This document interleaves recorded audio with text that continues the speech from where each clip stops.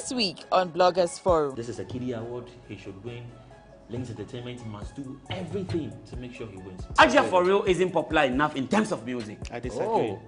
Ajia For Real became popular even through Shatawale's music. So you mean to and say you known never her heard for her other stuff? Say my hate me baby, say my hate me baby. I don't even remember the song. You see how unpopular the song is? No. We've not seen that gospel act pull off his or her head to say, look, I'm going for it. Joe has been nominated.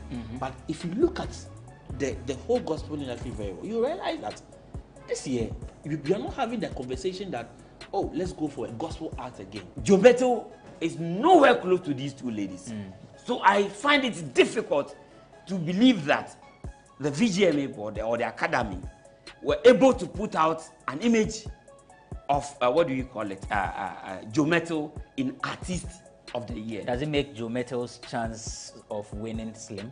The rationale behind Caleb saying that it's as if the gospel fraternity are okay, they are not pushing because they know that the one representing them isn't supposed to be there. Obia this year, no 1 year Febia, Mamu interview no red carpet in a Bloggers Forum shows on GhanaWeb TV this and every Friday. Hi, my name is Kojo Oponkroma, Minister responsible for information. You are ultimately responsible for the information you consume. And to ensure that you consume the right kind of information, here are 3 quick tips to follow whenever you come across information online. Number 1, check the source. Look it up. Is this a well-known, well-respected website that is publishing this information? Or does this come across as one of those websites quickly set up by somebody to publish something just to make you believe it? Number 2, read the whole article, not just the headline.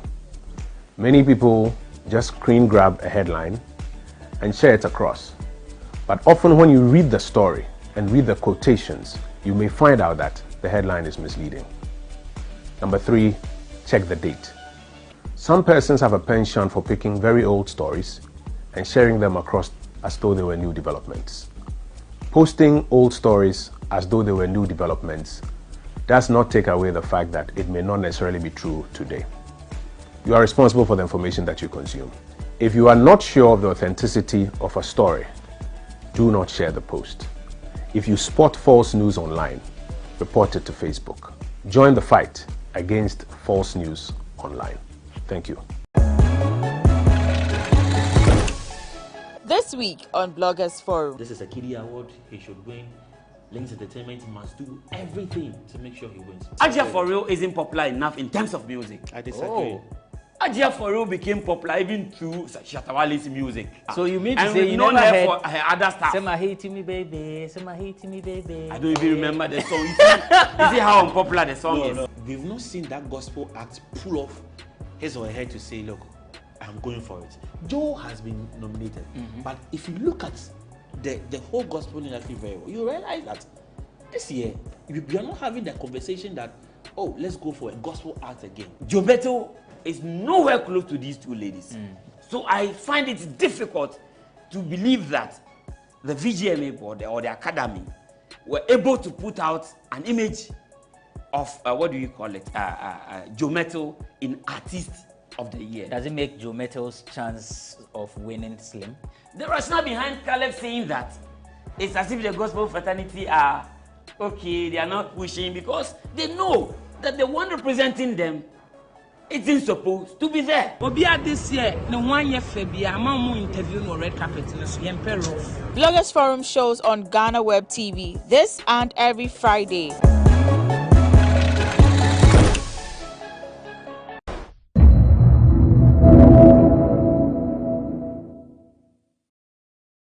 The Council of State. The President has too much power in the appointment of the Council of State members. There are 3 categories of members. First are the representatives of the regions. The President may influence but does not appoint. Second, 4 persons who represent institutions. For example, former Chief Justice, former CDS, former IGP, and President of the House of Chiefs. If more than 1 person is available and eligible, the President has a choice.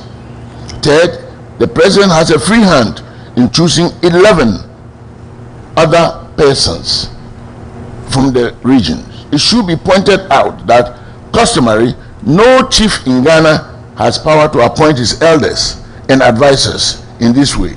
The elders are heads of the various lineages that come to the council by right. We need to introduce institutional and representative participation and not allow the president to choose his own advisors. If you look at our customary system, I'm saying, a chief comes with the members of the chief's council already there. He doesn't appoint them.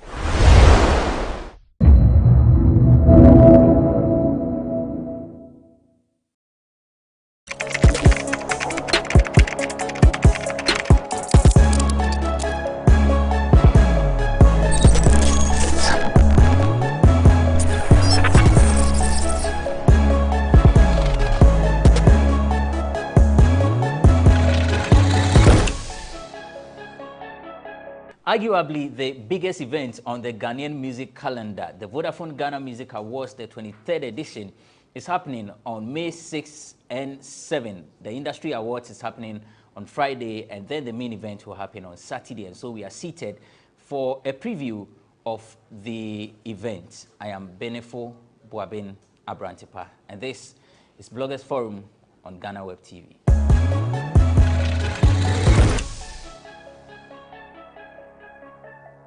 Welcome to the show. It's Bloggers Forum on GhanaWeb TV. I am Abrantepa. I'm doing this with McDonald Nanea Asari, aka Romeo. Is an artist manager, event organizer, is with Miss Ghana, and then assemblyman for Medina Social Welfare. Romeo Akwaba. Yeah, fine. Nice one. First time on the show, one of the radio presenters I admire most. In fact, he has a huge following on social media. And if you are an artist and you are repping on his show, be rest assured the kind of research this man will do on you. Caleb Niboy is with EIB. Caleb, thanks for joining us. Thank you for having me. I'll have you on social media. Well, so let's begin the show with our regular segment, Free Your Mind. Let me begin with Romeo. Romeo. Yeah, Abrantepa. Free your mind. Okay, to some free margin there normal, but and then me pixels and as me lens or agrada so. I feel say we are within a space or within a country you tolerate a beam like we tolerate others and then about a bimu dia na you parody before the law. I feel say it's been obvious people have come out and there are people ready to testify about agradius charlatan behavior, say ni sikagarini, all this fraudulent we are engaging in, the fraudulent acts are engaging in, but say obi anyahoshi, and she has the temerity to still proceed, say or sorry, and then she does things on TV and social media, and it's as if say there is no leader to call her to order. Now, because we are near Assassin court to one. There were he. Nasem court. People are there. Obian Chino and Kase. People have reported. Recently, they see what piece of family will be coaching and say or making complaints. Say O2 can buy about $80,000, 8,000 Ghana cedis or Timmy Buabua no buy. I rather Ajinina when your results a whole lot. Say deceiving by false pretense, criminal. Criminality, criminal code, a offense. It's a BBA was say, paying for it, a 200 more to caution her to make sure say, once a year channel, Nasa will be starting making case. Others will have the confidence to follow. But I say, now will be so men's good issue, Giganam, on cross our bodyguards. I say, Ubon Crawford Puna say, when near dinner, say, oh. He for ube found way free. Na nansi on sanko koti Bible me entia. Na okoti your friend saying chapter 20 verse 50 to 45. Can you imagine? Like, this is the level of unseriousness. Your money maybe akotra. I was saying maybe they can about this churches issue. Also, you're properly regulated frontal. A bit streamlining all these openings. I create a video mobiatimi sorry, sorry. And you ask yourself, Shagrada, listen to her. What does she exude? But and she's making the money, and you ask, Ejuma be importe in Agrada. Yeah. Also for no, you see, this is where it becomes Sanomi and no say Atogana son Niamanko yeno. Because she mekoye and I say mekoye mankebi one crank head anke ye. What she is doing, you know, spiritually affecting and physically so a tarnishing image.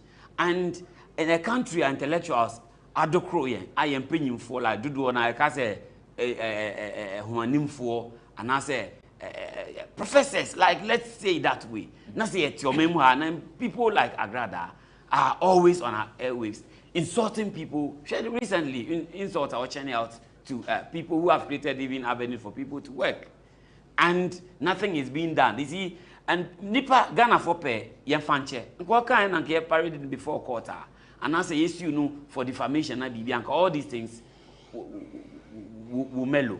So I feel say it's something I made here a hamepa because obi ni muba ni o say for at least omu tone down. There are things that will beat me passport if issue like these are ajana 1 ajana 2 niama criminal. You get it? So if all these things are happening now, Yazumi say enyeshi and the obi or tini baby or any illegal business you have no business arresting the person because open illegal business and I don't get it. Well, you don't believe in miracles, Anna. Be passport free name Pablo Abrante Pave. You will be friend John by any John.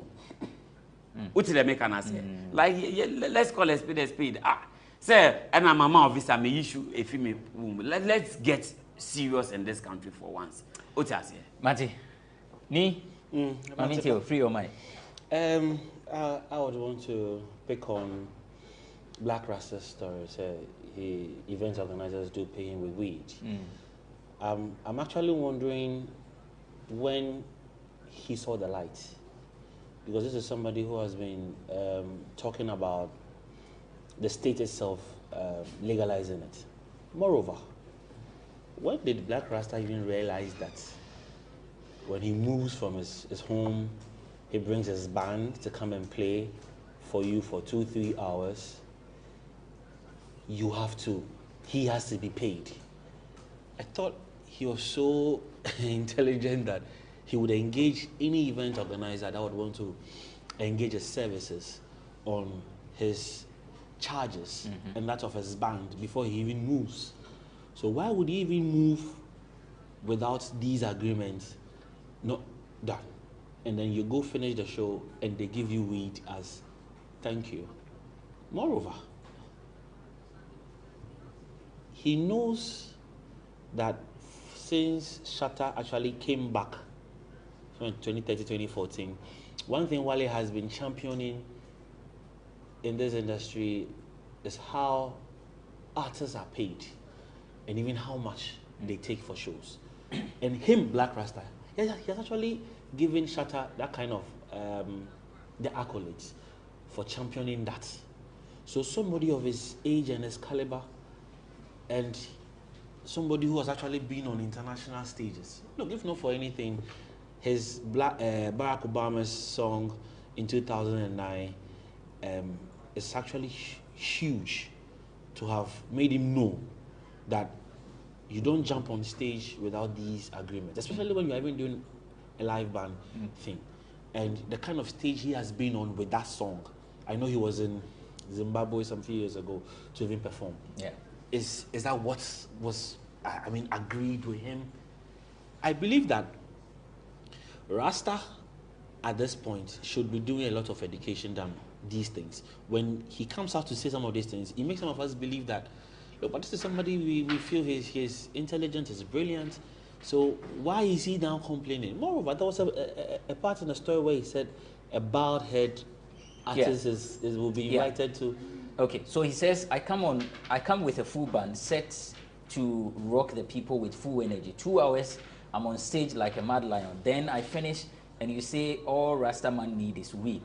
They give you raw weed and transport and tell you to go after the show. People have taken Rasta for granted for too long.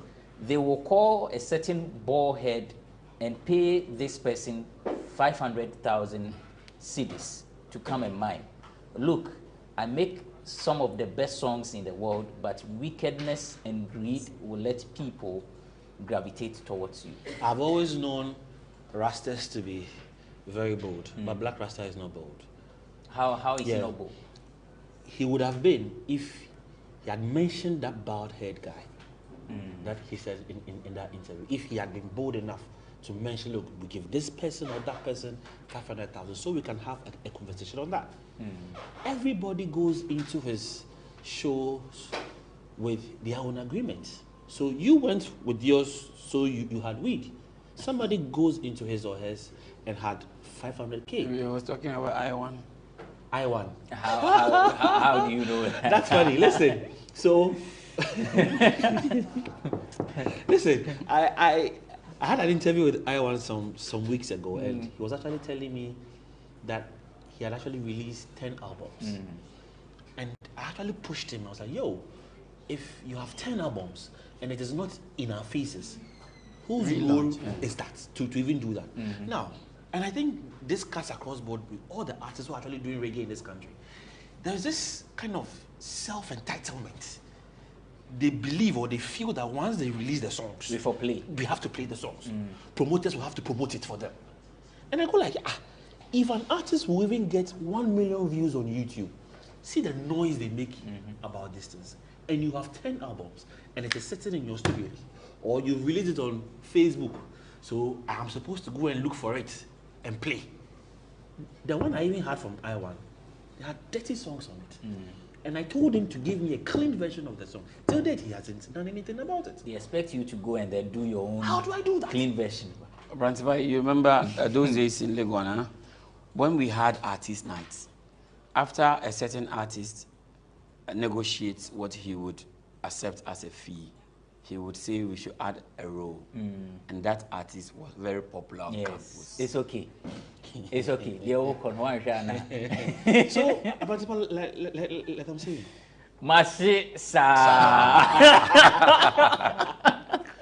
we have to elevate the conversation. Black Rasta, where he sits now, the kind of person he is here in Ghana and out there, should know better.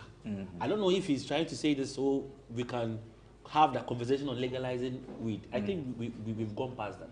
Now he should come forward, say, look, if you want me to rock your stage with my band, I'm taking 100,000 or I'm taking 200,000. He shouldn't be saying stories like this to us anymore. All right, so that's Caleb Neboy. He's with EIB, host of Showbiz on Star. And so we'll take a break. When we return, we'll do Vogue, and then the VGMA's 23rd edition. We'll preview the event.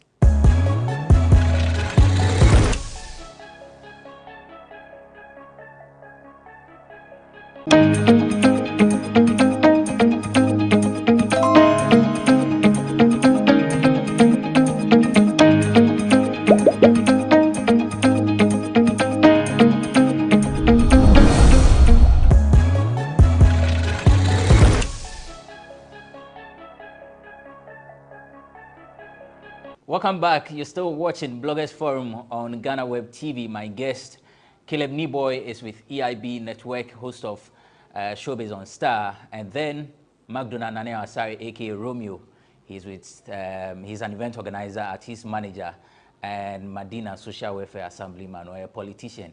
And Chibia Romeo, me sure pass so Bekwa could be MP. Anna, it's too early.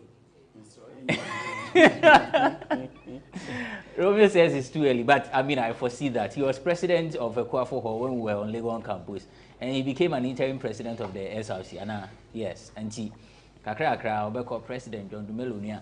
All right, so we will talk about the Vodafone Ghana Music Awards, the 23rd edition. Last year, we had the virtual event. So now that the COVID-19 protocols is being eased and events can go on, we are living our normal life, just that we need to be careful. Of course, it's out and we are selling tickets. So if you don't have your ticket yet, grab your copy now. Those days, so you movie promo, papa na ni minimum kakrakana, marketed and distributed at Opera Square, Accra. We'll do the VGMAs, but first, let's take a look at some of the dresses for previous edition of the Vodafone Ghana Music Awards, and that is captured in this episode of Vogue.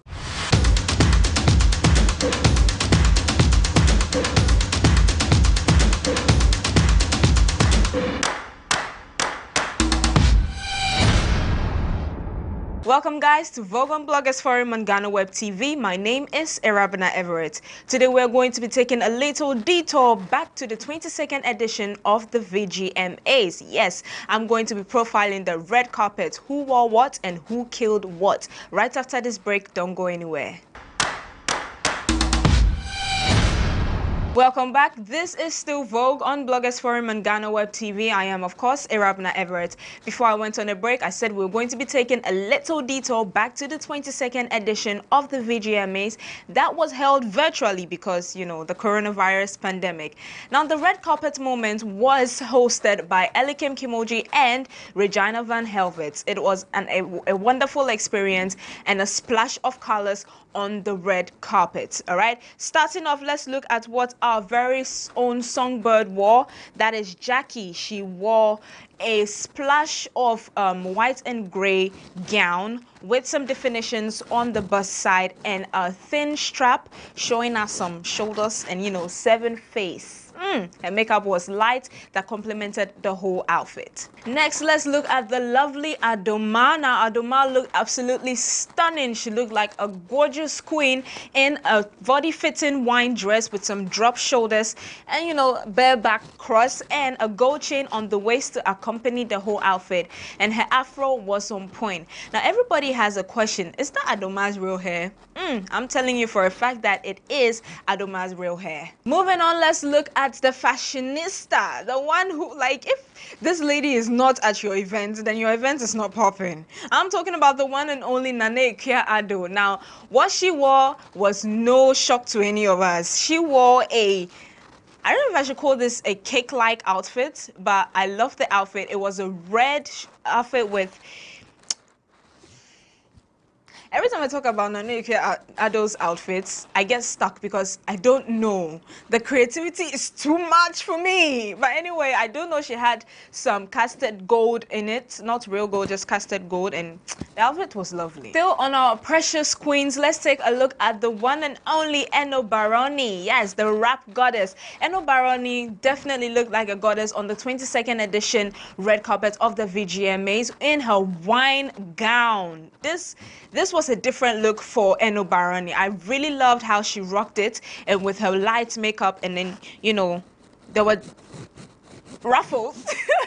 There were ruffles in the outfit on the waist, and then the down was just flare and gowny and princessy. Now, who remembers Kitty's "I will be back" moment? Yes, my lovely people, Kitty is the next person on my list. Now, Kitty's outfit was totally amazing to me because how can one look so sexy? Hey! Anyway, Kitty wore a suit with gold on the shoulders and a shirt on the inside. Like he buttoned 1, 2, 3 down to reveal some chest to the ladies. And he accompanied it with some beautiful, shiny dress-up men's shoes. And of course, was it white? I think his white hair. Yes. Now, saving the best for last, let's look at the rap doctor. I'm talking about Ochiame Kwame. Now, Ochiame Kwame went local on the second day of the 22nd edition of the VGMAs. He killed it on the red carpet in what he claimed was a militant traditional war victory outfit for the people of Akan. So, according to him, after the war, that's their victory outfit, and he decided to rip it because that night he was going to be victorious. Hey, bars! Yes, my lovely people. So that was some of the outfits that made waves on the red carpet of the 22nd edition of the VGMA Awards. Now, the 23rd edition is coming off, and I cannot wait to be on that red carpet, you know, just deducing what people are going to be wearing. This has been Vogue on Bloggers Forum on GhanaWeb TV. My name is Serabna Everett. All right, thank you, Irabna, for the segment. Of course, trust our ladies and gentlemen to slay on the red carpet whenever there is an event. Ubian slay nkwade nenye na nekwiado. Ah, slay queen. Onyini patwa. Yes, follow yes, Metagala. yes, Who yes, say outfits when I'm sure say Nanekwiado at the BB mad from that angle. Ebeba. I feel say she's one icon. She's been selected on in terms of her iconic representations and on our red carpet. I say she's not being celebrated enough because I think one other celebrities like miles in terms of red carpet representation, and I think Senkai see statue amo before achievement there. Can deserve a statue on that. Okay, so visit our website www.ghanaweb.com. Ama Bruniaye, a very nice story on some of the celebrities, females. They see Ewa Bruchino, almost bit my rep Ghana when we say that we are slaying on the red carpet.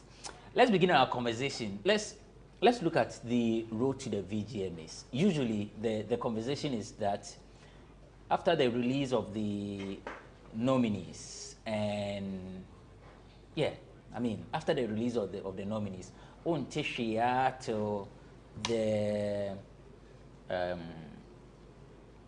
jam, nominees jam, and then the main event. Even though they do a couple of events near the day.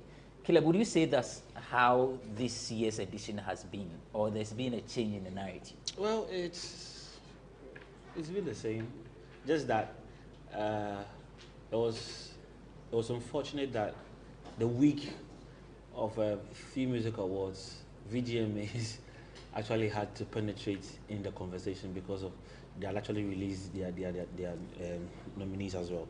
So I think it was about a week conversation, then it went off, then it had to come back again because of the nominees jam, which also generated some conversation for some few days because artists in the Eastern region felt they should have shared that stage with whoever was coming from Accra. But well, it is a nominees jam, and what was actually the whole idea was actually it's a platform for those who actually not be nominated for the unsung categories to also share their stuff with the people. So it was actually a fair conversation, or it was a fair demand, but I think it came at a very at the wrong time. Looking at the time that organizers had to move to Koforidua, set up and all that, and the kind of lobbying that people like Kwame Dazi and Asamoah Gyan had to do behind backstage to get even the artworks we saw to even come out.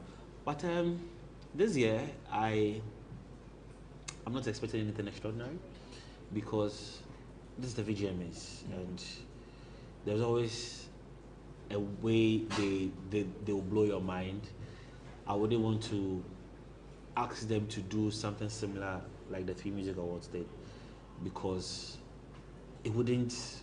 To me, I think they've done whatever they can't do or they have to do to cement that position as the mother of music awards in this country. What I think people would be on the lookout will be who wins what, because last year seems to be a fairgrounds. We had a few acts come out to make case for themselves. So I'm not actually expecting one artist to walk home with 4 or 5 awards this year. Should the highest go home with 3, it's fine. So others can also grab. You made mention of the 3 music awards. Would you say that the 3 music awards is giving VGMAs a competition? What a question. Yes, there is there is that kind of competition, but I know the VGMAs will always give you what's they've been like, what we've known them for. In terms of event organizations, you know, they've been in this game for a very long time. Maybe citizens will be expecting money to rain instead of water this time around. But there was money. Kwame Eugene's performance. What's the one? Darlington. Oh, but there was. That wasn't proper. It wasn't proper. Oh, really? I mean, dollar on you this time around. You know. But look, let's be real. VGMA, like I said, they can easily blow our mind. But I wouldn't be surprised when they do that, because this is like 23 years of doing this thing. So anyway, anyhow, we would want to see it as that. But my main headache will be who wins what, because I think last year especially was huge for our boys in here in Ghana. A lot of them made statements for themselves that they should walk away with at least an award or two. But like I said, I don't expect the highest winner or the biggest winner of the night to go home with 4 or 5 awards. Don't. Biggest should be like 3, so others can also win something. Okay. Romeo, in terms of performances, what are you expecting? Okay, for me, I feel the VGMA is one of the biggest spectacles when it has to do with assessing music, artist work, and what they deserve and what they don't deserve. I feel I still hold so much reservations about how certain things are done. In my perspective, I feel after 20 years of operation, I was thinking that it should rather be sort of a festival, which will span within a month or so, where other nationals, other foreign artists would sort of like, what do you call it? The return. Beyond the year of return? The year of return, sort of. So it becomes an annual music festival, where for a month. But you agree with me that in terms of finances, no, there is a difficulty. Exactly. Because if they have even said, if I say within a month, right? If I say within a month, it's not about a daily thing. Okay. There are moments where you use that maybe a week to do the tourism side, where you visit some tourist sites and also talk about, have some media discussions on a musical instrument, the musical journey. One like that. I'm coming, see? Okay. So you structure it in a way that at the end of the day, maybe the festival train could end up in somewhere, Bole, where a musical legend comes from, or even someone like Wiala. There's a documentary on Wiala, show her music, the level of instrument. It's on the internet. So we mentioned Wiala, and Wiala as applying or picking up nomination form for Grammys or stuff. It's already there. They know what Wiala music is, just like the Angelique Kijo and who are doing. So it becomes a wholesome package to sell to the world. But this is a profiteering entity whose major focus is to make profit, but not to help the music industry. That's where I come from. My reasons being that, see, if you even check the nominations, it's so populist to the extent that it's not rewarding real arts. They say it's a popular award. So good. So I'm telling you that. So you see, this is where I feel that it's pure business. Yes. You get it? And I feel Free Music Awards is in to compete with them, to create that kind of competition, because once, you know... you think Free Music Awards is not populist? It's not populist. Oh, listen to my build-up. You see, if you pick, what do we call it? New Artist of the Year category. What is Aja For Real doing in there? New Artist of the Year. Aja For Real released an EP. She had best music videos or quality music videos. You don't think she deserves... when we talk about discoveries... She featured, I mean, topmost artists. When we talk about, was on her song. When we talk about, you see, let's not reduce the music business to some friendly games or friends and family kind of thing where you can churn out awards to whoever you think featured whoever. Are you assessing the talent or the music or you are looking at that kind of familiarity. That is what I see. This thing remains my opinion. Yeah, I know. It should be on record. Now, what I'm trying to put across is that the Kanye and staff will do music, and you can even feature Jay-Z and Kanye. And if the music is not good, if you don't deserve a nomination, you won't get it. How do you define a music that is good? Because per the category definition of new artist of the year. What is the definition of a new artist of the year? What should a new artist do? Release a song the year under review, and then your dominance. Dominance. Yes, popularity counts. Let me just pan in. Ajia for real is not popular because of music, and her music hasn't made her popular. I'm telling you on record that when you talk about the new artist of the year, I see only that Koku Darling thing is there, Sefa, and then the prima donna of all new artists, Black Sheriff. These are people, even within a blink, kids in class 1, class 2 can even mention them. That is the level of popularity, but not the club level of popularity where because I buy champagne, I do this.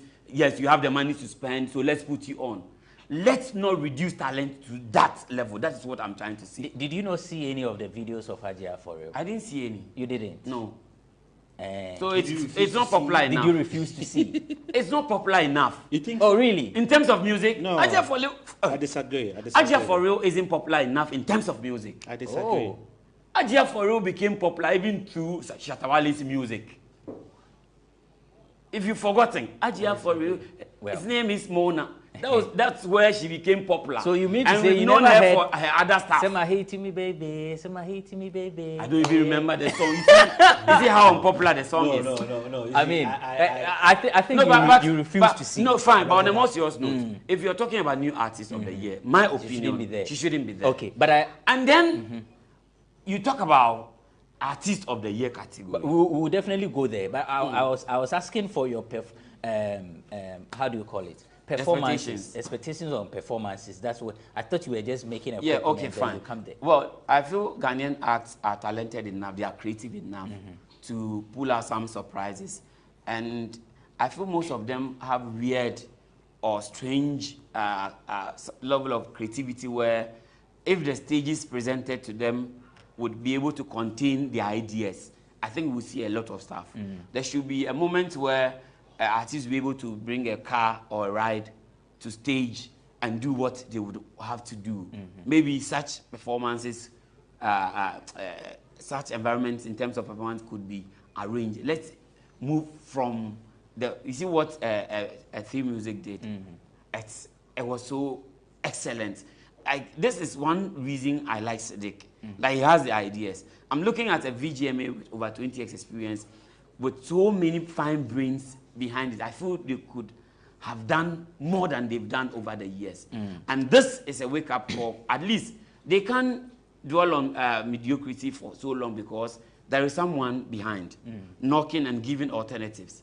And once people become so glued to such structure, it will be difficult for VGMA to compete in terms of such brackets. Just like within our pageant space, remember there was just one which was dominating, but when others came to compete, it became a problem. So in any human endeavor, competition is key. Okay.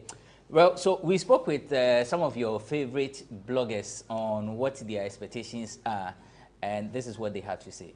I'm expecting a lot of surprise, especially with stage acts. I want to see something very, very different as compared to the previous years.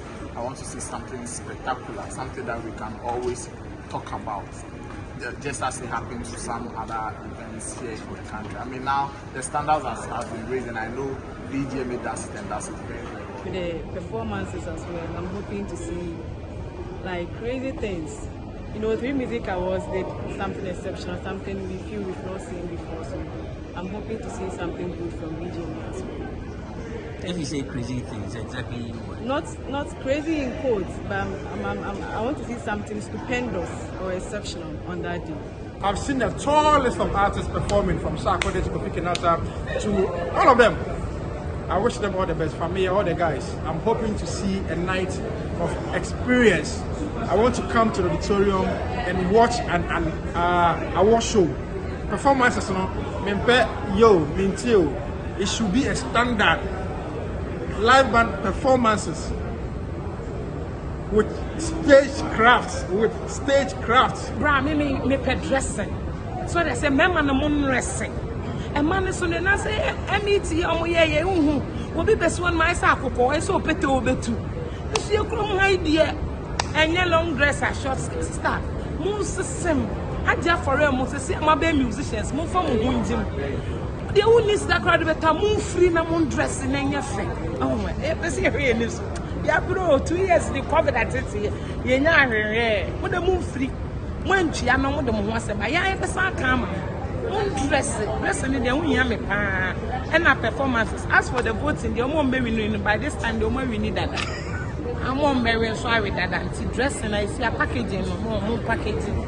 I'm from Rani and so be at this year, no 1 year Febia, I'm interview no red carpet in a Yemperov. A premier for no 1 year interview on more red carpet. The only artist that I'm expecting a big surprise from is Black Sheriff, because we know what he did last 2 months with 3 music. So he's the one that on top of my mind I would say yes. One artist that I'll be expecting much from, and then also from the gospel artists, the likes of Joe and all those that have been able to perform. But normally we look at it from the secular angle. Last year we had Joe and then Dinah giving us, great performances. This very year, so I'm expecting something better than what they did last year. 100% kiddie. Forget any artist in that particular category. Kiddie or nobody else. I'm saying this on record. Kiddie, artist of the year, hands down. In the Ghana review, we all know Black Sheriff.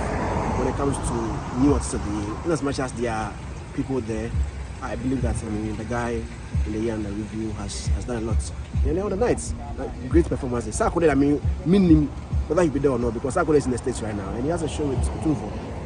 On the night before, I don't know, so maybe know about Ghana there, but I'm expecting great show. I'll be there to enjoy myself. Those were the views of some of your favorite bloggers, what they expect from other VGMAs. Ebi can dressing, Ebi can those that will win the award and all of that. But we'll go to the topmost category for that's song of the year and then artist of the year. That's obviously that's the 2 top categories that almost everyone will be looking out for. But which category are you, apart from these 2, which other category do you have interest in? Before I handle that, I think I want to address comments like Mona shouldn't. I think it's unfair. These are unfair comments to use on Mona, because if you look at the year under review, you would know. No, but it's my opinion. Yes, he has to say it's unfair. Yeah, but I shouldn't say it's unfair. To him, it's unfair. Exactly. Okay. Yes, so let's allow him. Caleb, go ahead. No, but if somebody had released an EP, and if you listen to the EP, you would realize that apart from even the musicians she actually featured on, the numbers were looking good. Her first single, we all said, look, it wasn't good. Voice was a problem. She goes back. She fixed well. It is not as 100% as we would want to see it, but we could see massive improvement. Now, if you read the category definition of who a new artist should be, it tells you clearly that it is an artist adjourned by the Academy Board and the general public as the most promising and talented emerging artist. So Ajay is talented musician. Promising and talented. Talented. That is what we are discussing here. Look, the award goes to relatively new artists who released a single which she qualified, EP which she also qualified, that established the public identity of the artist within the year under review. For me, she has a glitz, but the talent, zero. No. She doesn't have the talent. Is it not promising? It's promising, but I'm telling you that in terms of new artist of the year, she doesn't fall within that space. Caleb, let's continue. I'm not disputing the fact that it's promising. She's made an effort. But there is an award to be given to excellence. And this category, she doesn't belong here. And it's fair and it's true. Maybe you should go and listen to her songs and watch the videos. I think so. That's why I said, you see, if for nothing at all, the quality of the music videos that she has produced. And I don't think that when you mention Hajia for real, now, if you are what awarding comes to best mind videos, is her if glitz. the video is nice, right, and you are awarding best videos, award her in that video category. It's part of the artist. Good, but the artistry, fine, video good. But he's talking about talent, best new artist. It encompasses all these things. Exactly. Right? And then the talent aspect, then you should be applauding, what do we call it? This lady, this Kumawood lady. Is she not promising? What's her name? This Kumawood There's a question for you. It's what she's done. Emilia Brobe came hard the second time. Fameko. Even Fameko, even the second one did better. So why didn't they also nominate her? Maybe that time she didn't push further like the way Hajia did. Caleb, let's progress. Let's not pick and choose as an industry. No, we are See, not. Hajia for real is a damsel. She's pretty. She's got glitz. She's got elements of a modern day queen, that kind of thing. She's got a swag. But within the music space, in terms of this category, maybe she needs a nomination to boost her numbers. But this, she doesn't belong here. Caleb, let's progress. Anyway, it's fine if you say so. So, categories have interesting. Whew. Of course, the topmost category, that is the Artist of the Year. I have maintained that it is a kiddie. Okay, so when the nominations were actually released, I felt it is a kiddie award, but there's a possibility Blacko might cause a surprise. But few days to the event, I'm now believing that I think Kiddy might walk away with it, because if you are looking at Blacko coming in to cause a surprise, which means should he win the Artist of the Year, he becomes the second artist after Sarkodie to win Artist of the Year. The first year they got introduced to the scheme, but Sarkodie actually won that one with an album, and he had 2 singles of the album that were good. But Blacko had 3 singles within the year without an album or an EP. So the facts and figures might not go into his favor this time around. But the only thing is that the numbers he made with these 3 singles and the numbers Sarkodie made with his Blacko's is kind of high than Sarkodie's, and it's because of the times we find ourselves in. But the year 2021, I think Kiddy actually came to the party. Look, I felt he should have won the Artist of the Year last year, but when he said he was going to be that, yes, but his label went to sleep. Look, having 2 hit singles within a year, which actually ended up being the first and second most played song within the year, that is Enjoyment and Say Cheese. It means, look, why a BBR? So at a point, you could see that weeks to the awards, it was Kiddy in the air. And that's I think 2 weeks to the main show, the narrative actually changed. The conversation actually changed from a Kiddy thing to Dinah, which actually manifested on the night. This year, we've not seen that gospel act pull off his or her head to say, look, I'm going for it. Joe has been nominated. But if you look at the whole gospel industry very well, you realize that this year, we are not having the conversation that, oh, let's go for a gospel act again. Everybody seems to be, let me say, comfortable. The gospel are not coming out this time around to say, look, we want Joe to win. So it is clear, and it is for Kiddy to grab. Reason Links Entertainment might they must come to the party this time around and go all out and make sure their boy wins the award this year. Because if they fold their arms like they did last year and Blacko causes that surprise again, that might be the last chance for them to go for the award. Because look, it is times and seasons when yours come, grab it, sit somewhere, enjoy, and then you come back again. But if it stares at you 2 times and you let it go, you might lose it forever. This is a Kiddy award, he should win. Links Entertainment must do everything to make sure he wins. I'm not saying they should go and do backdoor things, but even that one, it's even a part of the game. Lobbying is part of the game, of which Dinah did so well last year, because I knew Dinah would win the vote from the public. What I wasn't sure was Dinah penetrating within the academy votes. And if you saw the chart that was released last year, it was clear that apart from the voting that people actually texted, Dinah did a lot of work within the academy to have her way through. So I still want to urge Links Entertainment this time around. They should do everything possible for Kiddy to win the Romeo, let's still stay on the Artist of the Year. Okay. Who is your top pick? I think Kiddy and Blacko. Kiddy has worked so much, honestly speaking. And I still have a bat in that category of Artist of the Year. Abrantepa, a spade is a spade, never a big spoon. Yeoboami is a good song. But I think Joe Mettle being the Artist of the Year, I think this year he doesn't deserve to be in that category. If there should be any gospel representation, one lady has worked so hard is Celestine Donko.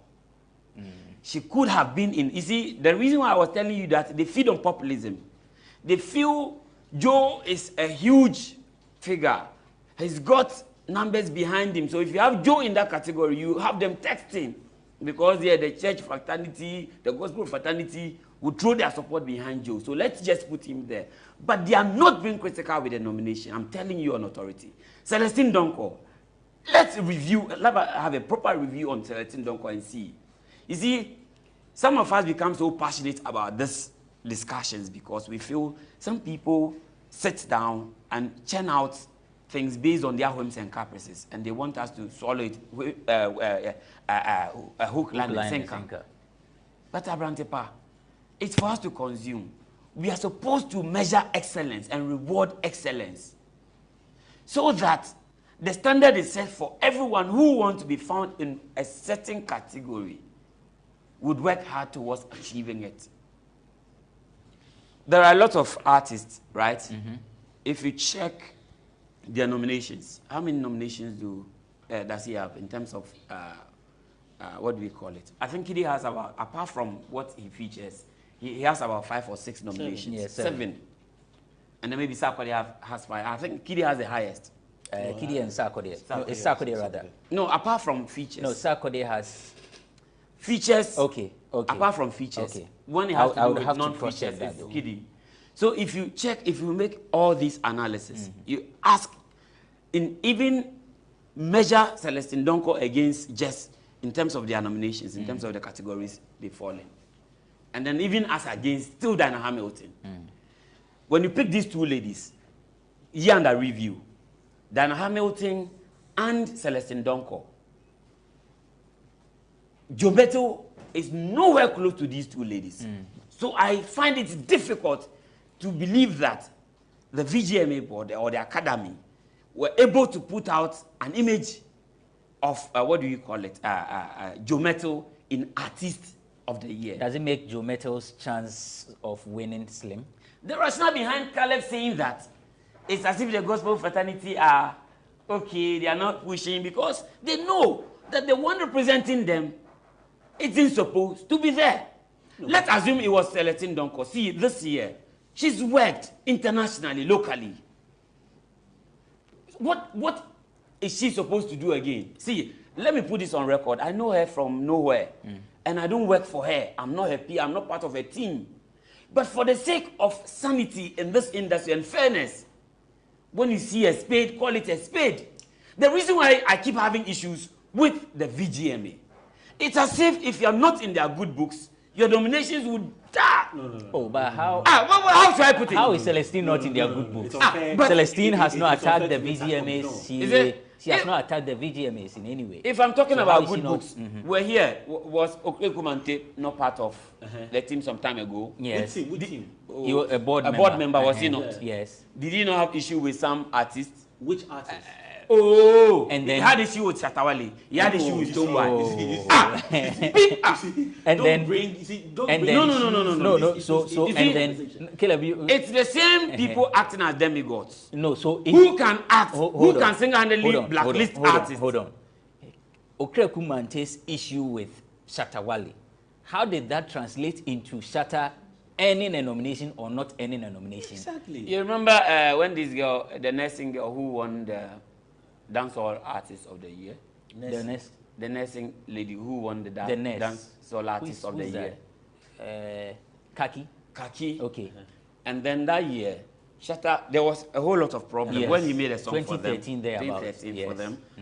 You know, he had a problem with some individuals on the board already.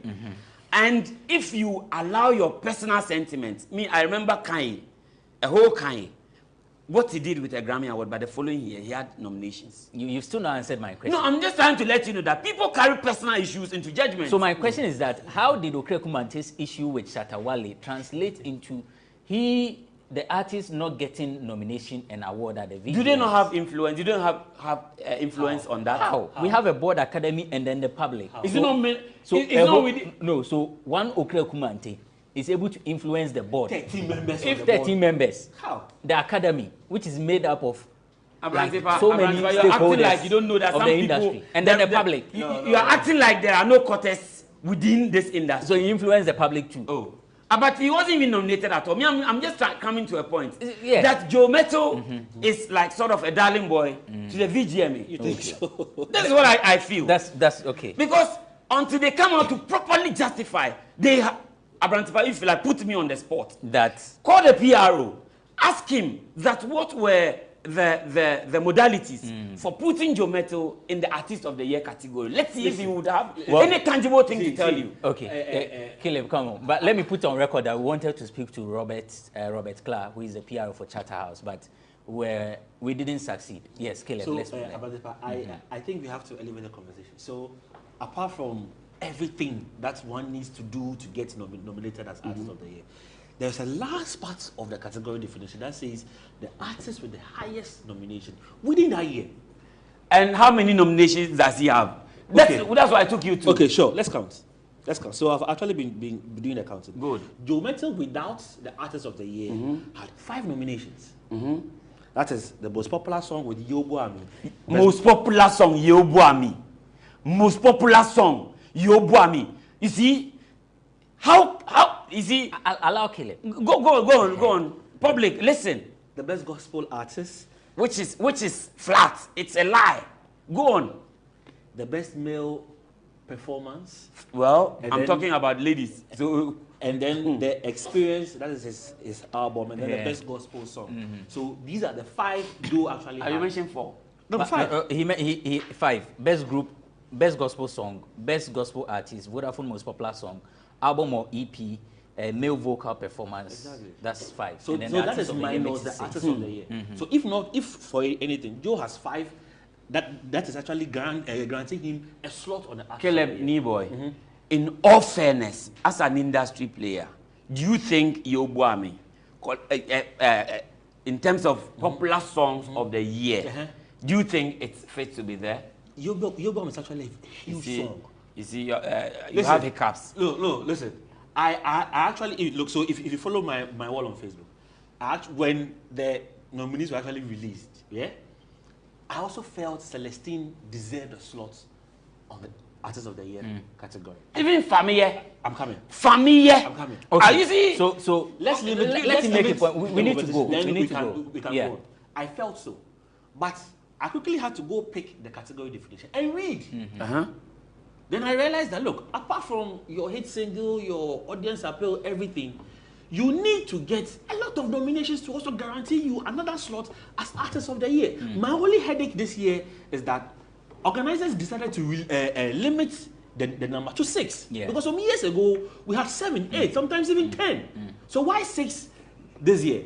But in all, we have 6 for this year. And I think if you, as an artist, getting the highest number of nominations that will guarantee you a slot as Artist of the Year. Then I think Joe deserves to be there. Because if not for anything, he had 5 minus the Artist of the Year making 6. Okay, I'm told our time is up, but let's do this one quickly. Vodafone most popular song of the year. We have Slow Down by King Promise, Otimimu, Ohima Mercy, featuring MOG Music, Yekon, Ochame Kwame featuring Kwame Eugene, Forever Remix, Jackie featuring Omale, Jimape, that's Darko Vibes featuring Davido, Second Sermon, Black Sheriff, Dollar on You, Kwame Eugene, Romeo's favorite, Yobuami, Joe Metal. Can you imagine? Praised by Famia, Ichok and then Mood. Mr. Drew, let's do this quickly. Yeah, let me put this. Let me put this on record. Yeah. The last year, I was one of the front runners who was seriously advocating for Joe Metal, that he deserves the Artist of the Year award. I started right from the onset. Just so people do not misconstrue. Exactly. Now, so if this same year I feel he doesn't deserve it, it has nothing to do with personal vendetta. Most popular song. Most popular song, yes. Abi, you know that if Blacko is there or Kiddy is there, any of them goes. I don't have a problem. Okay. Do you have a problem if Joe Metal wins? Exactly. I will even, I would, maybe I will leave the country for you because I won't understand. How do you judge a popular song? Yo Boami. Lady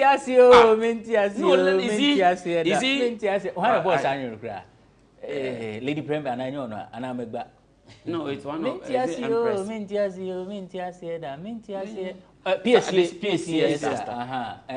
Caleb to us most popular song. Let's run away. Most popular song. I choke. Yes, he baku now about 3. Oh, I mean Blacko and Akidi. Like easy, touch it. Say Indian, you know, for the mere fact that I slept in the same dormitory with Kiddy in school. I will be forced to school. Accra Academy. Okay. That's a little comes in home. Also, who is answer Kiddy? Yeah. So where sure? No, he. He is answer about. You will answer over. Eh, sir, I know to us. And yes, I mean to my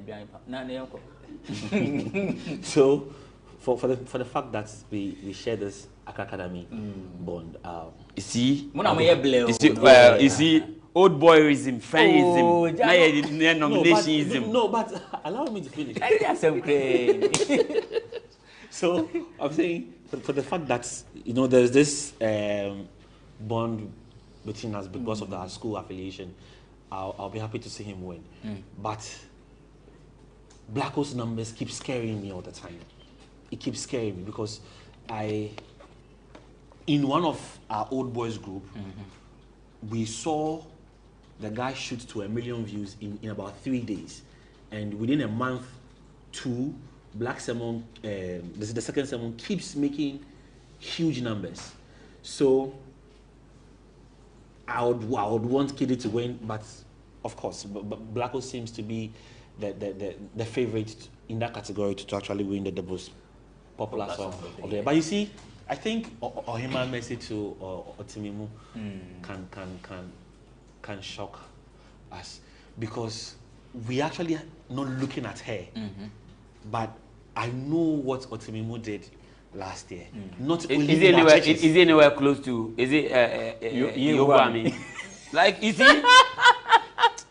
it? I'm even supposed to even make a FedEx statement for Ohima Mercy. Oh, she has worked. You see, the women keep working and you don't appreciate them. And then all of a sudden, it's lost in Joe Metal. Right, so we trust the VGMA organizers to do a good job on Friday, 6th of May, and then Saturday, 7th of May at the Grand Arena, Accra International Conference Center, as they organize the 23rd edition of the Vodafone Ghana Music Awards. We'll be watching, and of course, after the event, we'll have our own review of the scheme. Thank you for watching this episode of Bloggers Forum. I've been on the show with Caleb Niboy. He is with EIB Network Star FM. Listen to his show every Saturday at Caleb time here 10 a.m. to 12 p.m. Showbiz on Star 103.5 megahertz. Romeo is the Jometo. Yes, in fact, Jometo is the 10th anniversary of this the praise event. So this year's theme is Kadosh. Yeah, and it has a list of activities. We'll talk about that some other time. But Romeo McDonald Nane Asare is an event organizer, artist manager. He is with the Miss Ghana team, and then he's also the assemblyman for Medina Social Welfare. Thank you for watching this episode of Bloggers Forum. Thanks to Kwame Adom, Bernard Labi, Sandra Obribia, Sami Ejri, and then Irabna Everett for the production. I am Benefo Boabin Abrantepa.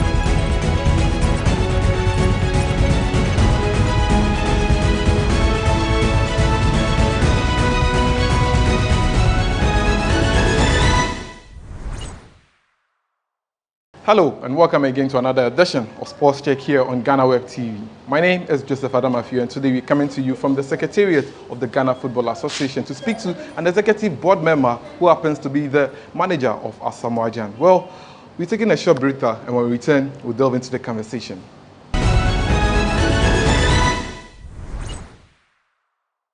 So you're welcome back from the break. My name is Joseph Adamafiu, and the show is Sports Check on GhanaWeb TV. My guest is Mr. Samuel Enim Ado. Welcome to Sports Check. Thank you. It's been a while. It's been a while. Yeah, it's been a long time. Yeah. Today we are at the offices of the GFB to speak to you. But now people know you for Asamoah Gyan. You've worked with him for a number of years, but we don't know the story of how the two of you met to have a good relationship so far. Yeah, it's a long story. One day you know the full story, how it all started. So many years back. I was a fan. Okay. I was a fan, like you guys. The only good thing was that I was staying close to wherever he plays his coach football, and I could go to watch him. And at the same time, I was a senior at Accra Academy, so that is where it all started. So later I'll add the rest. So let's do this one. I was a fan. I was at Dansman last up. He played for Karkari at Karkari Park with great sit-ups, and I'll go and watch him like a fan. So when did That's how it started. So when did you decide that you manage him? That's what I'm saying. The rest will be told later. But it started from that time when he was playing for great sit-ups as a fan. And gradually, we got on 2006. He was at the World Cup, Liberty. I was just following like that.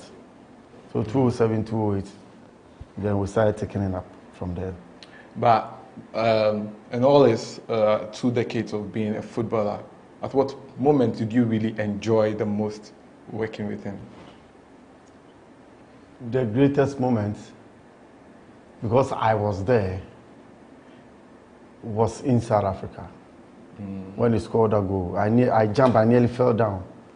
In South Africa, I was sitting at the other side. And those times, Charlie, for you to even get closer to the team, it was not easy. And I can tell you he was not well. He was given medicine, was injected and all that before he played in that game. Those stories, are they just stories that we hear, or it's something that we don't even really appreciate the fact that there were times that he was sick and had to play for the Blasters? Yeah, it was not easy. He suffered a lot playing for the national team. In Cantu, it's the same thing. He was injected. Or his body this side. In Cantu, when he was being insulted. If you remember, even at that time, Man City wanted to sign him. He signed for Rene when he was on the sick bed. It tells you that the man that some people were chastising, the football people with the right eye has seen it. And Robert even told him that he was the best player of the tournament when Drogba was here in Cantu. So Asamoah Gyan is a special player. In this world, there are special players, and he's one of them. There are some people God brings them into this world to just put them on the earth to impact. He's one of those people. Right, in so many years that you've worked with him, definitely in every human institution there are challenges and everything. Did you ever have any issue with Asamoah Gyan, and how did you really resolve it? If you remember any misunderstanding that you...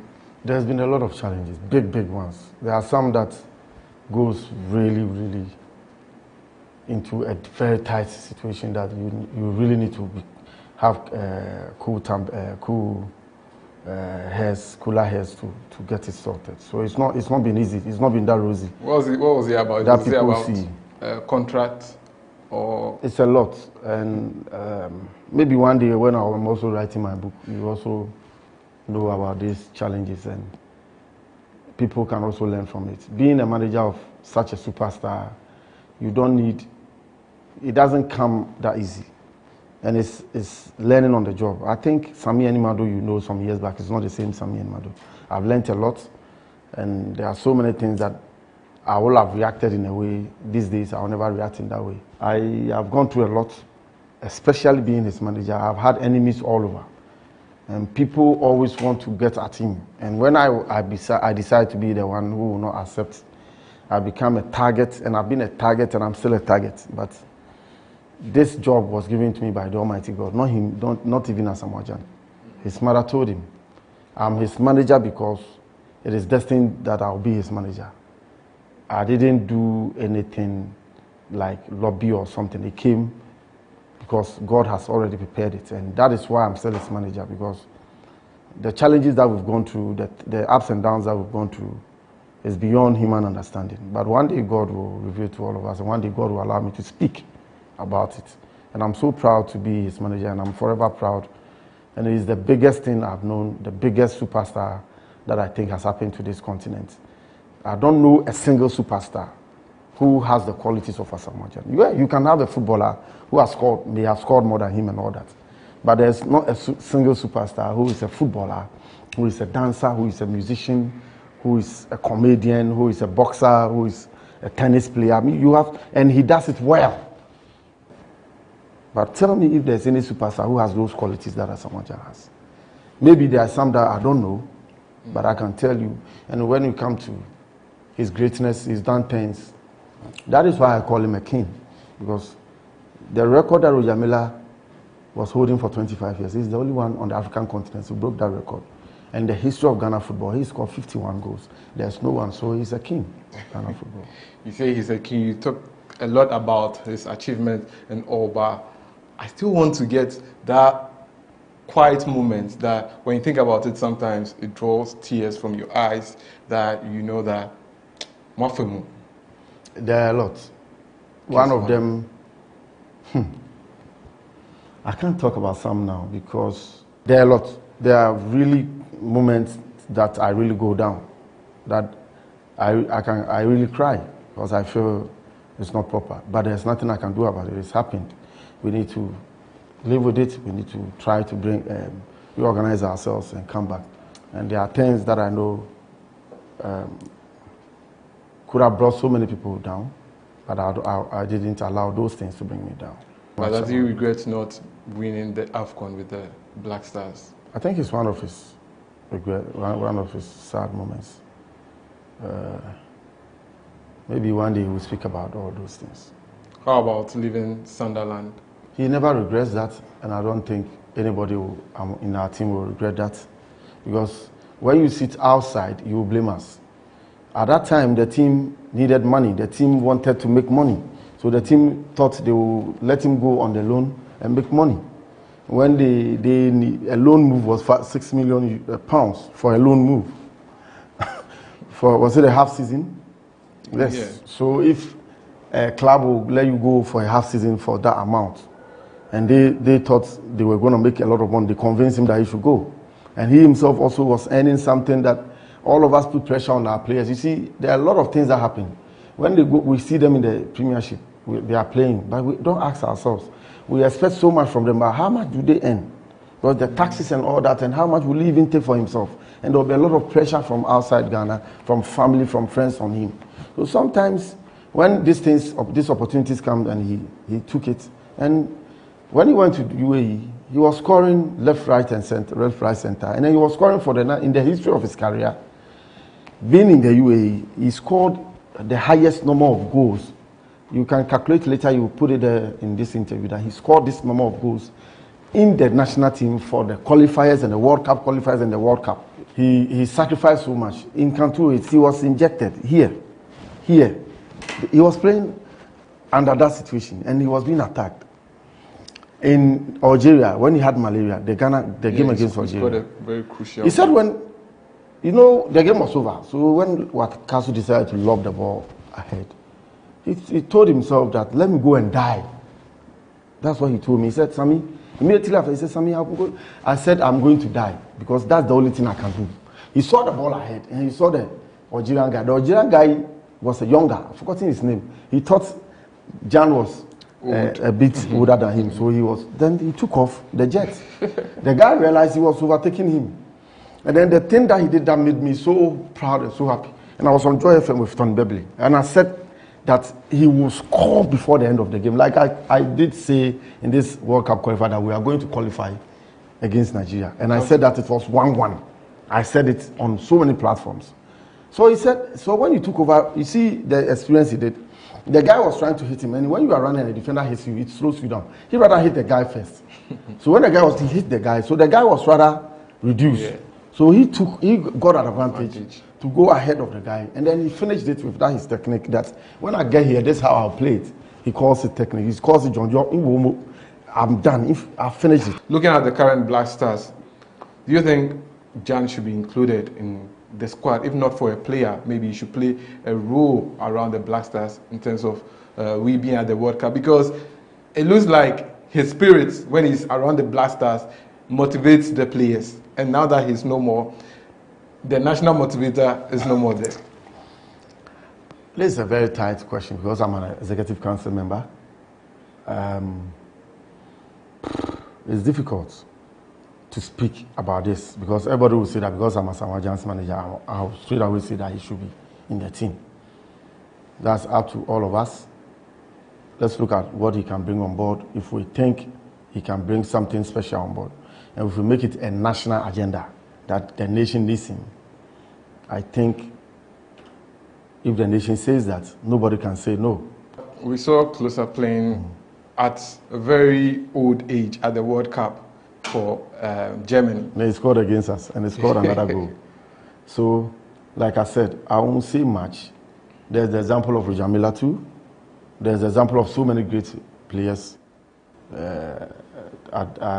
Some were even older than him. So, why is he working to return to fitness? Somebody like me, I wish and pray that he will hit to the calls to start working, because he also says he wants to play for Kotoko before he retires, and also maybe another big move before he retires. So that talent that he has, that special touches that he has, there are few strikers. You remember the description Van Nistelrooy gave me? Go and check what Maradona also said about him and all that. Few players has those qualities. Few. And so if he will really work and come back, I'll be very happy, because now it's up to him to work.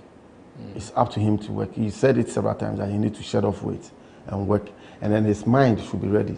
He should take his mind off the money and the business, and then he works.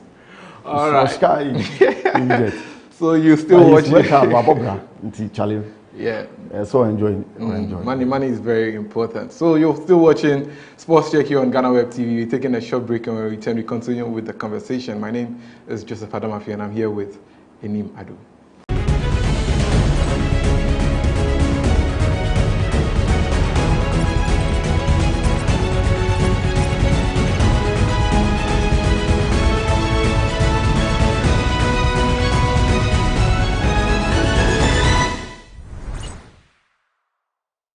So welcome back to Sports Check here on GhanaWeb TV. I'm still here with Samuel Enim Adu. Before the break, we were talking about money. Who doesn't like money? So, is anybody in the world who doesn't like money? Money is very important. The Bible even speaks about it. The good thing is that what do you use your money to do? How much lives do you impact with what you have?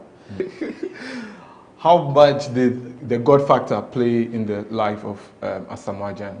It's key. Me. So you can see most of the time I quote a GhanaWeb to me, and I'll never stop quoting it. A GhanaWeb to me. A GhanaWeb to me. To me, be any baby.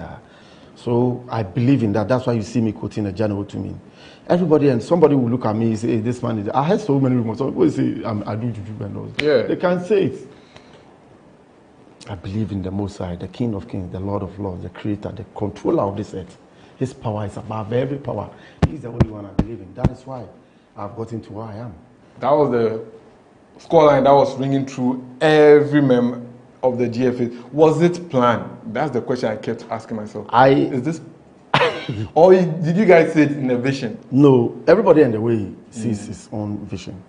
I had that big conviction. I also pray I have my quiet moments. Because it was a very dangerous call. And if you remember, even in the course of the game, on my Twitter handle, after the first half, I tweeted that the game is over. It is 1-1. It's over. Ghana is going to Qatar. I have some platforms that I told people that we are qualifying. And on City FM the day before, I was with Bernard Able. To the extent I even told him that it is Thomas, or maybe, but I mentioned Thomas. And on AJ, I said they will shoot. If ever shot, not good financial. And then they will say that they will complain and say all sort of things. I said it. This is on record. To appeal to Ghanaians. Those who think we've done so many things, those who are not happy with some things that we have done. I went down on my knees and I told them we are sorry. They should see us as them, part of them. And they should bring that spirit. Because some of us knew that we needed the spirit of the nation behind the team. The rest of it, we know it's a typical Has and Kotoko game. Did you agree to Otto becoming the head coach of the Black Stars? Honestly. The executive council will always agree to do one thing, and that is what you saw. But did you personally think? Yes. How about Milovan's coming?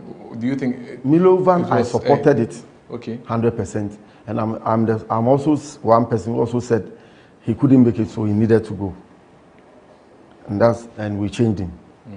When we was coming, I supported it because we needed a quick fix. We needed somebody who understand our game immediately. We had limited time. We needed to take all these decisions, and it was difficult. Yeah. But as leaders, you need to take decisions that will not make everybody happy. But then you know that it's going to impact, and we've achieved what we want. What's the new plan for the technical team? They were mandated to qualify the country to the World Cup. Now they've achieved their targets. Would they be given an extension, or will we see new faces handling the Black Stars? Is it going to be Otuado, or there's going to be a new face? The Executive Council will meet, and the decisions that will come out will be something that will help Ghana football. We are not going to take decisions that will be for our interest, but for the Ghana football interest. So if you hear of us after our meeting, you know that this is for the interest of Ghana football, like we've done in the past. Chris Hughton's arrival, was it imposed, or the GFA agreed to work with him? Nobody will impose on us. The final decision will always come to us. You can suggest, you can also input, you can also try to tell us that, oh, try this and that. If we look at it and sporting wise, it makes sense. Why not? We'll take it. Are you impressed with what Coach Otuado has been able to do with the Black Stars in terms of tactics and the way he has been able to gel with the players and everything? Very impressed with Otuado and his technical team. They did the magic. They did it well.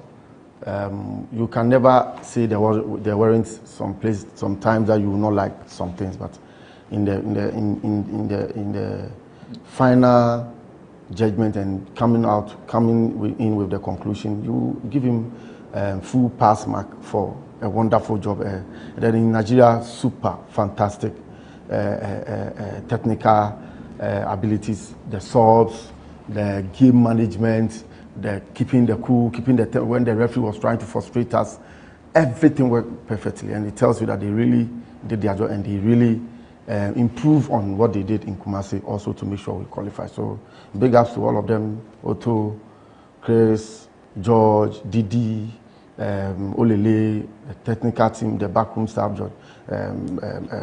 Dr. Baba and his crew, Kama and all the guys, Charlie, the equipment guys, Sula and all the guys. And then the Executive Council, my president, the president of Ghana Football Association, and the other members of the Executive Council, we all did our part to make sure Ghana will go to the World Cup. It's the biggest thing anybody needs. It's bigger than any other thing that you can imagine in Ghana.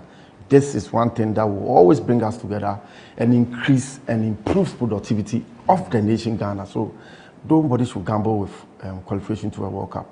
Looking at the group that we are in, Group H, we have Portugal, Korea Republic, and the sworn rivals or enemies, that's Uruguay. What do you make of the draw? It's a good draw. Now, psychology comes in a lot, especially playing against Portugal and Uruguay. Psychology, the mind will play a lot and I'm believing we'll work our way out and work on the guys. So because if we put too much revenge in our minds, it can be a problem for us. Okay. It's to also think we are beating somebody before, so we can beat him easily. That one too can be a problem, like Korea Republic. Yeah. They are a very dangerous side. They are very fast. They are new coaches. Exactly. And so these things, we need to work our way and make sure psychologically and mentally we are very ready and put our minds, the team's shape, minds and psyche in a way that they will go for the kill. They are not going to gamble. They are not going to entertain any mistakes and play and enjoy their game. One thing is that so that's why you see sometimes they do JAMA and all those things. Yeah. They don't need to put pressure on themselves. Because when you put too much pressure on, assuming you meet Uruguay and you are too much under pressure that you need to revenge. You go and make mistakes, you didn't take it, they will punish you. The same thing applies to playing against Portugal.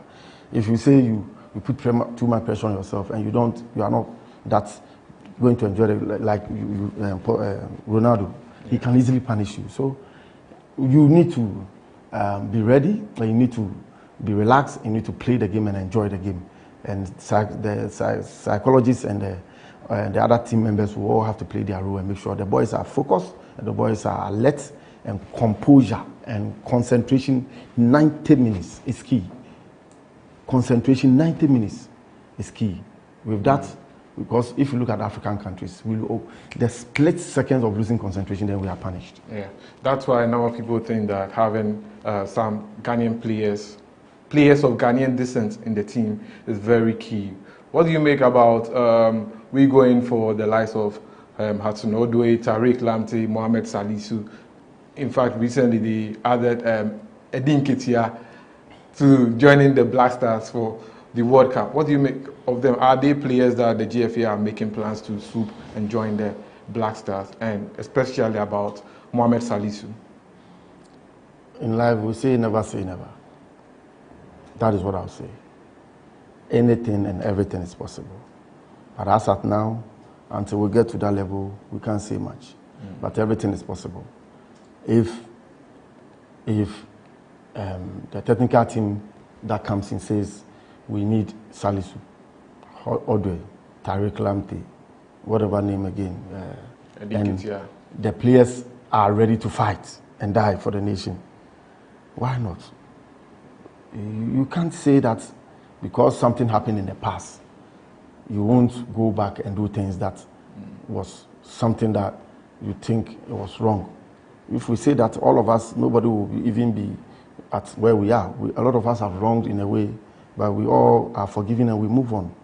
So if somebody has wronged and we think it was wrong, and the person comes and is ready. Which player are you talking about? I'm saying everything about life. I'm not mentioning anybody's name. All of us. That's why I even said it and went down and begged Ghanaians that if all the wrongs we did, that has affected so many people, and their love for the team is down. Their spirit is not for the team.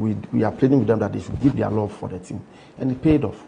So we are human. So like I said, if the person is ready and the technical team thinks is ready, technically, psychologically, mentally, why not? We need to take everybody. Okay, finally, as we bring the conversation to an end, let's talk about local football. Just went by was the big game, the Super Clash, Kotoko versus South of Folk. Proud to the match.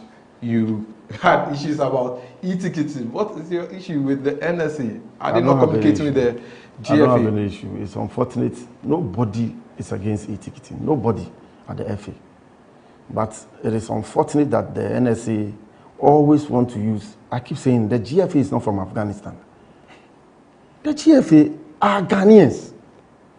Let's stop this thing making it look like, yeah, this is ours. So when you come, who told you what the football stadium built for? What was the stadium built for? The major reason why the stadium was built. For football matches, sporting events. And who is going to play on it? The same clubs and athletes and players. Can you imagine AC Milan and Inter Milan playing at San Siro, which is for the states? And then the states says they are printing the tickets for AC Milan and San Siro match. Never happens. Let's stop that. And the fact that there was a practice that the NSA does some things, so they will still do it moving forward, it's wrong. When a fan jumped on the pitch in Cape Coast, do you know how much we were fined? You heard it. People reported about it. Was the state fined? No. Who was fined?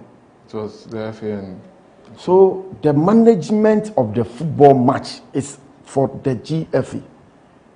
The management of the football match is for the GFA. So let's stop this thing and let's stop making it look like GFA is from some other planet. GFA is Ghanaian. GFA is for Ghanaians. GFA are Ghanaians. But I think Heart of Oak's first leg against Kotoko, they complained that they've not received revenues from gate proceeds. What is the agreement with NSC and the clubs and the FA? Who are supposed to take the proceeds from the gate? We've pleaded, we went to Parliament, select committee on sports, that those taxes for football should be reduced. I know some of the industries, they've had some special taxes. But for football, we still pay that high tax, that high value-added tax. And all these things are taken from our money. And we don't even get any money from the state for our domestic leagues. And these people we compete with, that we are complaining that they are better, they have monies from the states before we even add the corporate sponsorship in addition. So we need that support from the states. The NSA support to promote sports and manage the facilities. So when you are supposed to promote something, don't you even have to put money in. Rather, they want to frustrate us with their actions. It's not proper, and I know we are engaging them, and I hope that finally they will really agree that there's a standard cooperation or even agreement by FIFA for all MEs that every ME should comply, so that the protocols for the state and its involvement and the benefits the state should get, and the kind of protocols will be respected for the state and for the ME. That's the member association. But it shouldn't be an imposition. It is not right. If you check the letter from the NSA, it was an imposition. It's not proper. It's unacceptable. Finally, before we go, I have just two questions. One has to do with salary of players in the Ghana Premier League. Can we get to a point where we'll have the players earning the right amount of money that you yourself you've been saying that players should be paid that right amount of money, so that we can be able to sell players from the Ghana Premier League $10 million and stuff? Well, I have a great vision to do something like that, but it's not easy. The economy itself doesn't support us that much. The economy is so... Our economic situation, the country is even in a situation where people's purchasing power is down. You understand me? And we are competing with other brands that are well packaged, that has also had investments. Look at the UK. We watch the UK league, and go and check some years back how much money the states pumped in their league before they've gotten, even just recently. They pump another money again, and they go under 70 and under 20. You can go and research. I've forgotten how much. I think $20 billion pounds or something. And other states are doing it. We are working to make sure we put our brand in the right perspective. We've had too many setbacks, and then COVID and all that. So it's not been easy for us. But I can tell you, all of us will wish that we'll have enough corporate support to be able to raise enough revenue to pay our players well. But I'm saying the state can do better by committing, if it is $5 million a year for the domestic league, that's the domestic league, this is for you, maybe Premier 2 million, Division 1, 1 million, second division, 1 million, Coast football, 1 million, then maybe the other one for equipment, infrastructure. That you can do A, B, C, D. Let's say even Premier League and Division 1. You can only do player welfare, which will be regulated at the Ghana Commercial Bank or ADB, most of the states banks. You can pay salaries, you can pay match expenses, which is like the hotel, the fuel, and sports medicine for the guys, and equipment for the players, and the coaches. This money can only be used for this.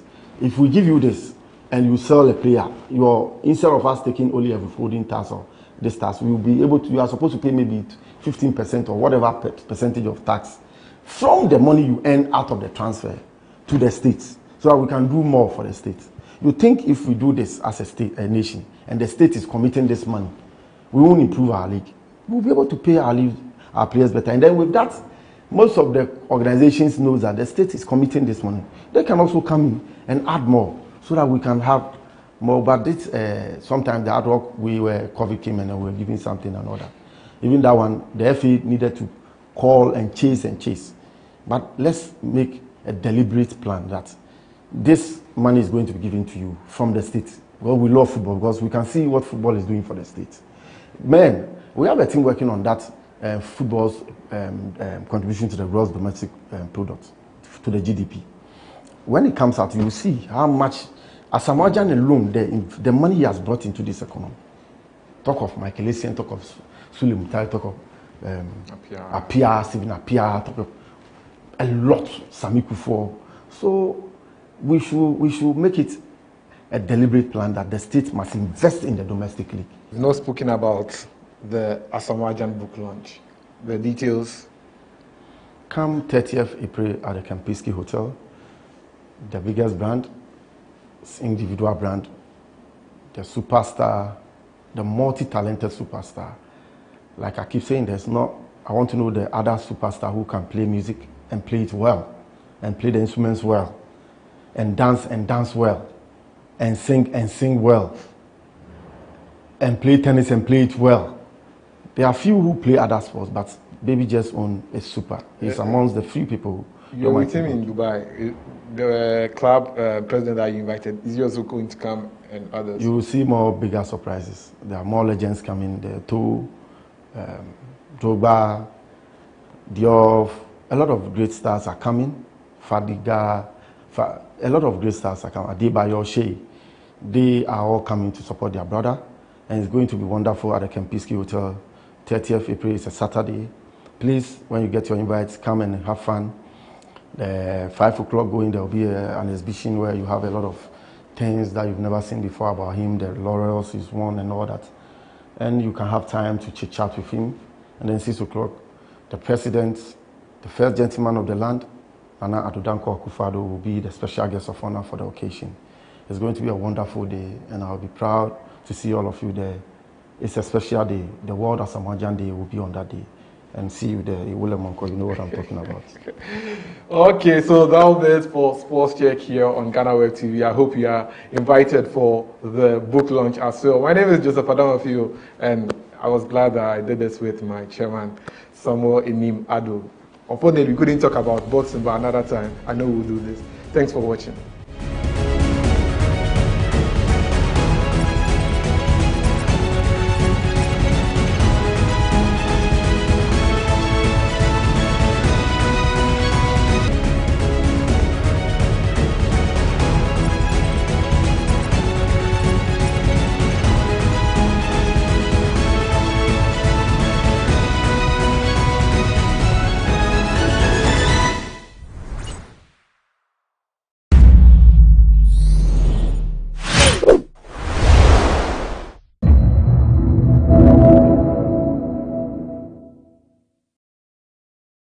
The e-governance program, which will cover the computerization of all aspects of administration, should be brought to a logical conclusion. Customs fraud persists because duties are partly veiled in allegory. When Professor Busia sent passport forms to post offices to be sold there, attendant corruption relating to passport forms ceased. Time frames should be set for all public duties and penalties prescribed for non-compliance.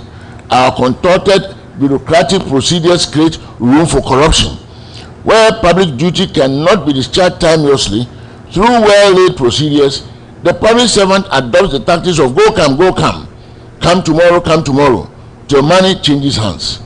Still, fines and penalties should be promulgated to deal with the offenses that we know so well of. Living wage policy should be pursued, and it is rather funny to speak of corruption in the nation where most workers do not live on their wages, and this is well known.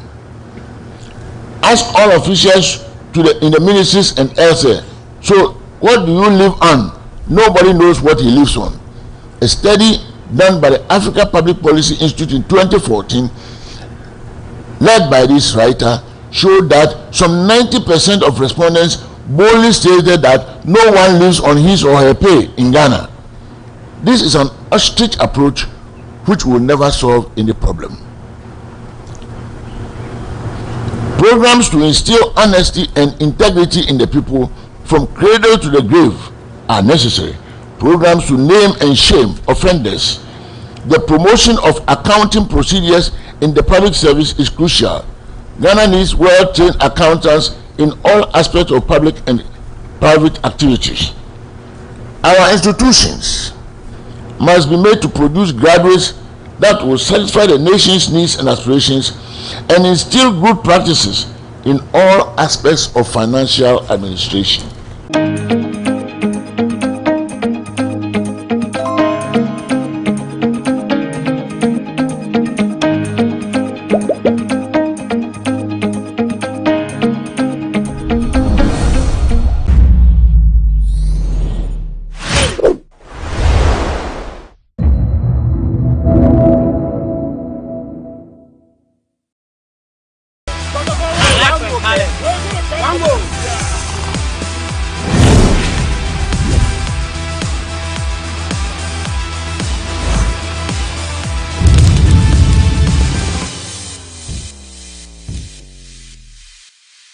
Welcome to today's edition of the Sports Debate on GhanaWeb TV. On today's episode, we are asking between Samuel Osei-Kuffour, Stephen Appiah, Asamoah Gyan and Anthony Bafo, who could become the GFA president in the near future. With me, Emmanuel Enin, I'm going to interact with some GIJ students on what they think about the issue on board. So I have two handsome gentlemen here who are greatly in love with Ghana football. So we are going to find out from them who, among the four Ghanaian football players that we've mentioned, who they think could become the GFA boss. Now let me start from my right side. Who do you think could become the GFA boss between Samuel Osei-Kuffour, Asamoah Gyan, Stephen Appiah and Anthony Bafo? I think Asamoah Gyan could become the GFA boss. And this is because Asamoah Gyan is not only considered as the greatest Ghanaian footballer, but it's also considered by many as the GOAT of Ghanaian football. So you think Asamoah Gyan is the GOAT? Yes, the GOAT of Ghanaian football. And with the experience he has following the World Cup and the African Cup, I think he can impact that into Ghanaian football and it will work for us. Yeah. So you stand by your point that Asamoah Gyan is the greatest of all time, ahead of Anthony Bafo? Yes. Ahead of Stephen Appiah? Yes. Ahead of Abedi Pele? Ahead of anybody. Okay, so you heard it right from him that Asamoah Gyan is the greatest of all time in terms of Ghana football. Now to my left, and who do you think among the four could become the GFA boss? Oh, I think it could be Stephen Appiah. Because we know what he has done for Ghana. He was the first captain to take us to the World Cup. Sure. Yeah. And also with his performance so far, we can see he's really improving, and even I think he's even the part of the coaches right now. The Black Stars management committee. Yeah, so I think if he gets the chance to be the GFA president, it will be very good. Yeah, that's what I think. Now, your brother said Asamoah Gyan is the greatest of all time in terms of Ghana football. Okay. Do you accept? Yeah, I accept. I agree with him, because if you look at the World Cup we went on 2010, he has been the best goal scorer ever, the whole Africa. So I think I agree with him on that. You agree with him that Asamoah Gyan is the greatest of all time? But I don't agree for him to be the GFA president. That is for sure. No, he can't. All right, so these are my friends here who think that this one says Asamoah Gyan could become the GFA boss, and he is also rooting for Stephen Appiah to become the GFA boss. But they made a bold statement that Asamoah Gyan is the greatest of all time in Ghana football. So I have one handsome gentleman here that I'm going to ask that between Osei Kufuor, Anthony Bafo, Stephen Appiah, and Asamoah Gyan, who could become the next GFA president? Who do you think among the four could become the GFA president? For now, I think I'll vote for Osei Kufuor, because ideally, for me, the competent person could have been Tony Bafo, but he has so many international duties he has to attend to. I mean, he has been a FIFA commissioner for World Cups and FIFA events. So for me, if you should have asked me, I would have chosen Tony Bafo, but he won't pick up. Then the second option would have been Osei Kufuor, who I think is currently with the management committee. So he is a potential GFA boss. Asamoah Gyan, we beg you. I mean, the pain is still there. So Charlie, you still feel pain from the 2010 yeah, penalty. So he should just Olemonko himself. And then who is the next person? Stephen Appiah. Tornado, he's a leader, but I don't think when it comes to managing a whole football association, he can. So I think the option would have been Osei Kufuor, if you should ask me. But for me, my preferred choice would have been Tony Bafo. But in terms of football administration, Stephen Appiah has been with the Black Stars management committee two times. So he has some kind of experience. It's not about experience, though. It's about on the job field. You see, Osei Kufuor has been on so many platforms compared to Stephen Appiah. If you are looking at competence, if you should ask me, I'd rather go in for Osei Kufuor and not Stephen Appiah. I think with time, he should be on this current management committee. He can even help Osei Kufuor in his tenure as the GFA boss. But I don't think it's ever ready. No offense, no hard feelings, Tornado. I really like you, but I don't think you are capable for now to handle the GFA. That's my honest opinion. Okay, so he tips Samuel Osei Kufuor to be the next GFA president among the four names on board. Between Samuel Osei Kufuor, Asamoah Gyan, and Tony Bafo and Stephen Appiah, who do you think could become the GFA boss in the near future? Now I have with me two gentlemen here, and I'm going to ask them in a few minutes. Let me turn to my right and start from this man right here. Who do you think among the four could become the GFA president? For me, I would tip Stephen Appiah, because he has been with the Ghana Football Association during the AFCON from 20. Is it the one that we went to Egypt? Yeah, no, the 2018, 2019, then 2021. So he has been with the GFA. He knows the terrain of the GFA. So for me, I would tip Stephen Appiah to be the GFA boss. But that notwithstanding, if Samuel Osei Kufuor can also take the mantle, I will not be surprised. As for Asamoah Gyan, I don't think he's into that managerial role that he can manage the GFA. So I will choose between Stephen Appiah then Samuel Osei Kufuor. Okay. Young man, who do you think among the four could become the GFA president? Yeah, I also think Stephen Appiah is eligible for this position because he has played a very important role in Ghana football, like helping Ghana to qualify for World Cup and many more things. And then Asamoah Gyan too can step in for the role, but I think Stephen Appiah is more eligible than Asamoah Gyan.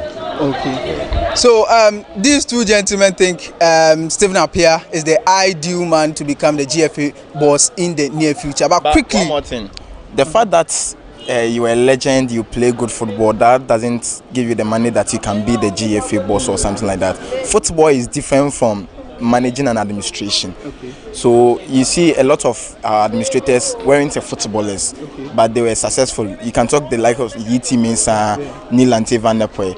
The fact that you play football doesn't mean that you can handle the administration aspect of the team. So with what you are saying, we have Tony Bafo in there, who has been the deputy general secretary of As for Tony Bafo, he has the experience from CAF.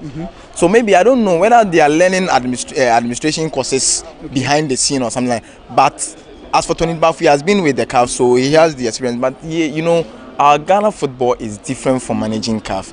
That is pros and cons in our Ghana football. This juju something. And this I came before you something. So the fact that you've managed CAF doesn't mean that you can manage Ghana football. Ghana football is different from, though CAF is big, but Ghana football here is different from CAF. And playing as a legend or scoring more goals cannot guarantee you to manage the administration of our football.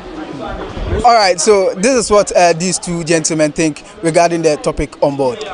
So I have one gentleman here, handsome gentleman. I'm going to ask him between Osei Kufuor, Asamoah Gyan, Stephen Appiah, and Anthony Bafo, who do he think could become the GFA president in the near future? So among the four. I think among the four, I'll go for Tony Bafo. Okay. Because if you look at his transition after his playing days, where he went and where he is now, we all know that Tony Bafo has been with CAF. At a point in time, he was the assistant CAF general secretary. He has worked with many committees when it comes to African Cup of Nations, and also even in FIFA World Cups, in youth tournaments. He has the experience when it comes to administration. And when it comes to Professional Footballers Association of Ghana, I think he's their president and he's up there. So when it comes to administrative works, I think Tony Bafo is ahead of all the three of them. And I think the next person who can maybe come in place is Sammy Kufuor, looking at his stint with Bayern Munich and also his few stints with the Ghana Football Association and other committees on CAF. So I think that it's between the two of them, but then I'll still go for Tony Bafo as the main one. So you don't think Stephen Appiah and Asamoah Gyan stand a chance?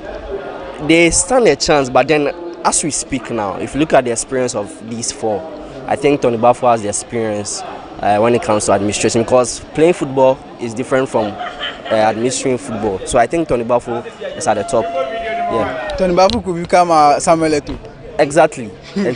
He could become Samuel Eto'o. Yeah. Okay, sure, thank you. All right. So between Stephen Appiah, Osei Kufuor, Asamoah Gyan, and Tony Bafo, who do you think could become the GFA president in the near future? All of these four players have been great players for Ghana. They have played so well. They have risen the flag of Ghana internationally. And so they all deem it fit to be the GFA for Ghana. But I think Asamoah Gyan can one day become a GFA president for Ghana. He has done a lot for Ghana. Although there are one or two hindrances, there were things that, games that he played that didn't go well. But I think Gyan is one player that Ghanaians can never forget. He's the leading scorer for Ghana internationally. And so Asamoah Gyan can become a GFA president. I am also looking forward to Stephen Appiah. You know, he has also been one great Ghanaian international, playing at top level with Juventus and all of that. So he can also become, just like we have Samuel Eto'o being the president for Cameroon. So I have one handsome football fan here that I'm going to ask between Samuel Osei Kufuor, Anthony Bafo, Asamoah Gyan, and Stephen Appiah. Who do he think that can become the GFA president? Yeah. So among the four that I mentioned, who do you think could become the GFA president? I think so let's start by eliminating. Okay. So I'm going to take off Stephen Appiah. Stephen Appiah is not more of an outspoken person, you know that, and he's more of the celebrity model type. So I don't think we would even want to go for him, right? Now let's come to the Asamoah Gyan for now, it is not possible at this moment, maybe in the future. But then with Sammy Kufuor and Tony Bafo, I think Tony Bafo has what it takes to become a GFA president. And then interestingly, you know, recently I was talking to someone about how even not for GFA president, I think it gets to a point where the government has to start putting sports people into the ministry. You understand? You see, what's the name? Mustafa. What does he know? Come on, it's sad. It's sad because it's about time where we put NDC and PP aside and we put the people who know, who have a passion for these. Yes, they have passion for these things, and then we put them there. So I think Tony Bafo is an ideal person that we are looking forward to become a GFA president or even the Minister of Youth and Sports. So you want Tony Bafo to become the Minister of Youth and Sports one day? He has the capabilities. I don't know. I think you guys are in the spirit, because jokes aside, this week that is what I've been discussing with my friends recently, and we actually spoke about Tony Bafo. Yeah. So it's just like I was just prepared. It's like a test that I'm prepared for now. So I think that he for now he has what it takes to lead. And those watching out there, to our people watching out there, please, we need sports people to man their affairs. Come on, boss. We need sports people to man their affairs, or else we'll move back. Do you know that the Ghana Premier League as of now has no sponsor? Yeah. does that? So how would you rate the sports minister? The sports minister? Yeah. Okay. Well, it depends, you know, it's an aspect. Working as a minister with others, I think he has done well. But as a football person who knows in and out, see, there's no way the sports minister would have allowed a state of match would have happened at the Cape Coast Sports Stadium. I get to me. There's no way that would have happened. A real sports minister, football person who knows that, who has played football, knows that pitch, there's no way the student should go and match on that pitch. So I think because and with the way he has handled the Blasters recently, I would give him a 6 over 10, a 6 over 10, a 6 over 10, which means that we need a sports person to be there. You get it? Yeah, right. Yeah. So Yusuf Basigi is not a sports person, and we should Mustafa. See, Yusuf Mustafa. I don't know. I just feel I'm so bored anytime I feel that's no. So 5. In fact, 5 for his name. 5. So you heard from him, and he believes Anthony Bafo is the ideal person to become the GFA boss in the near future, and he gives Mustafa Yusuf, who is the current Minister of Youth and Sports, 5 over 10. There you have it. Some says Osei, some says Asamoah Gyan. Others also believe Stephen Appiah or Anthony Bafo could become the next GFA president in the near future. What do you also think? Let me know in the comment section. This is GhanaWeb TV. I'm Emmanuel Enin, and this is Sports Debate.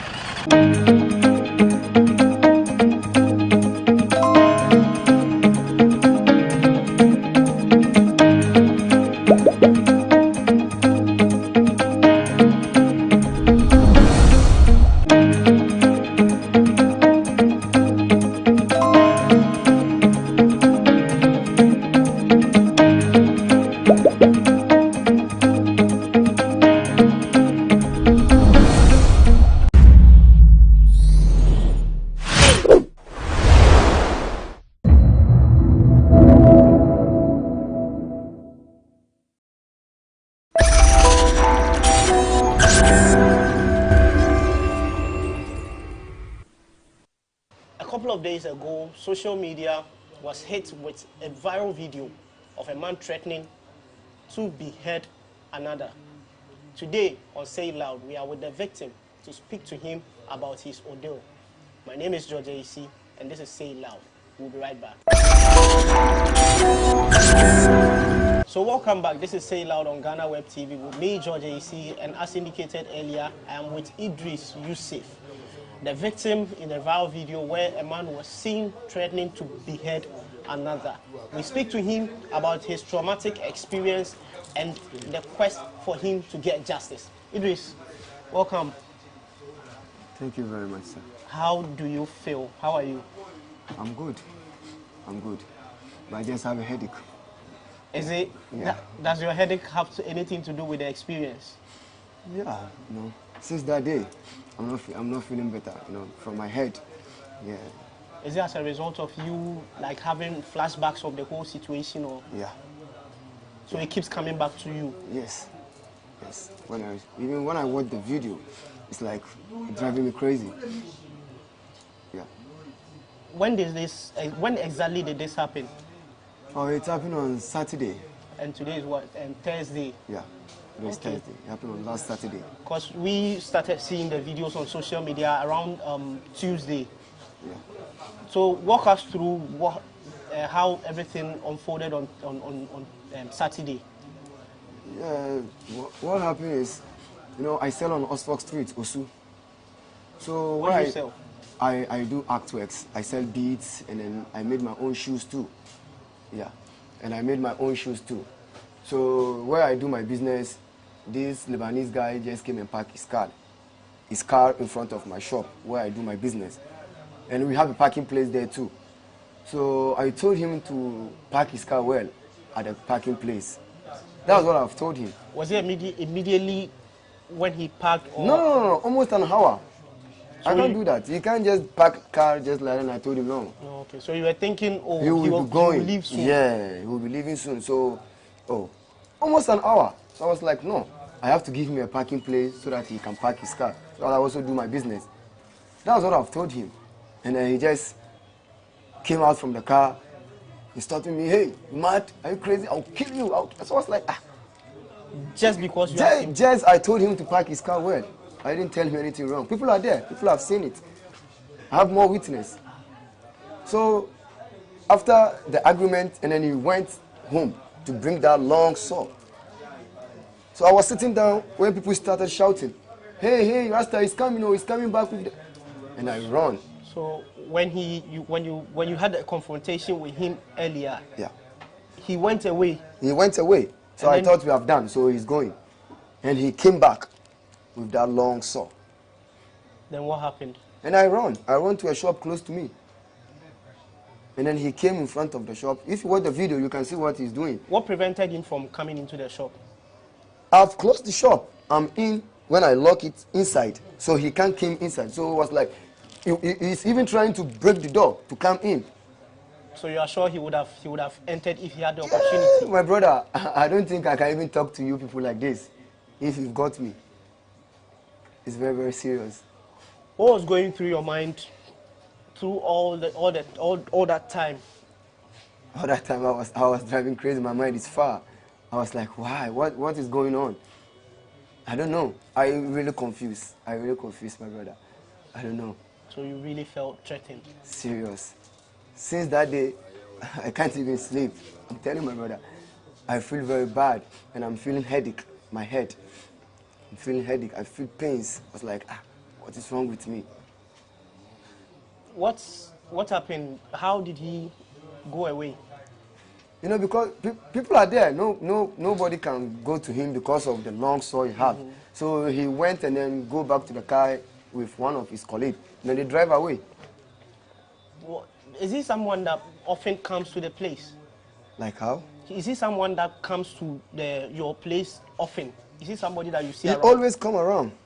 He came and gone because they have their own shop opposite where I do my business. Do you have any relationship with him? Have you No. encountered him before? We never thought before. But I you never do- spoke with him before. You do see him Yeah, I around? always see him around. What I know is you work at the shop, go and come, and that's all. So it was after, trying to get to you without success that he just decided to leave. Nobody actually did anything to him or anything? No. Did Nobody. anybody consider calling the police at that point?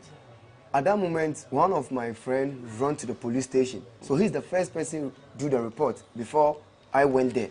I went to the station to do my report. So he went to the police station whilst the thing was happening? Did the police come around? Yeah, the police come around. But then he had immediately. left. He had left? Before that time, he had left. So what happened after the police came? After the police came, I wrote my statement, we do everything, and then the police are looking for him. And he went and hid himself. You see? So a couple of days, and then I've got a call from the IGP himself. Almost 3 days after what happened. Yeah. And then IGP himself called me, asked me what happened, and I explained it to him. And IGP himself drive his car to my place where the incident happened. And he saw the thing, he said, no, he will get that boy. Within 30 minutes, and then he called me back, he said he have arrested him.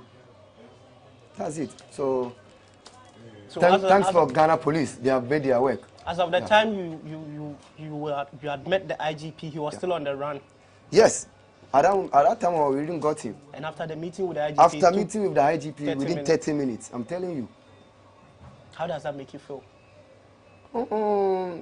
I feel okay. But all thanks going to the Ghana police, they have made their job. What was the conversation with the IGP like? The IGP was like, I should do my business, and then he will support me do my business. So I should not be afraid, and he will get him for me.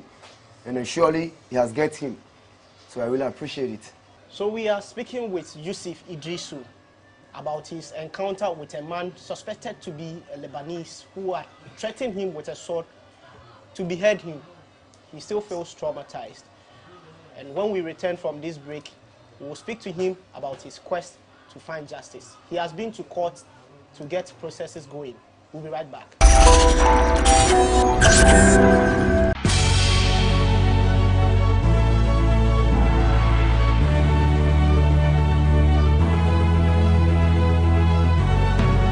From the dawn of time, people have engaged in several businesses.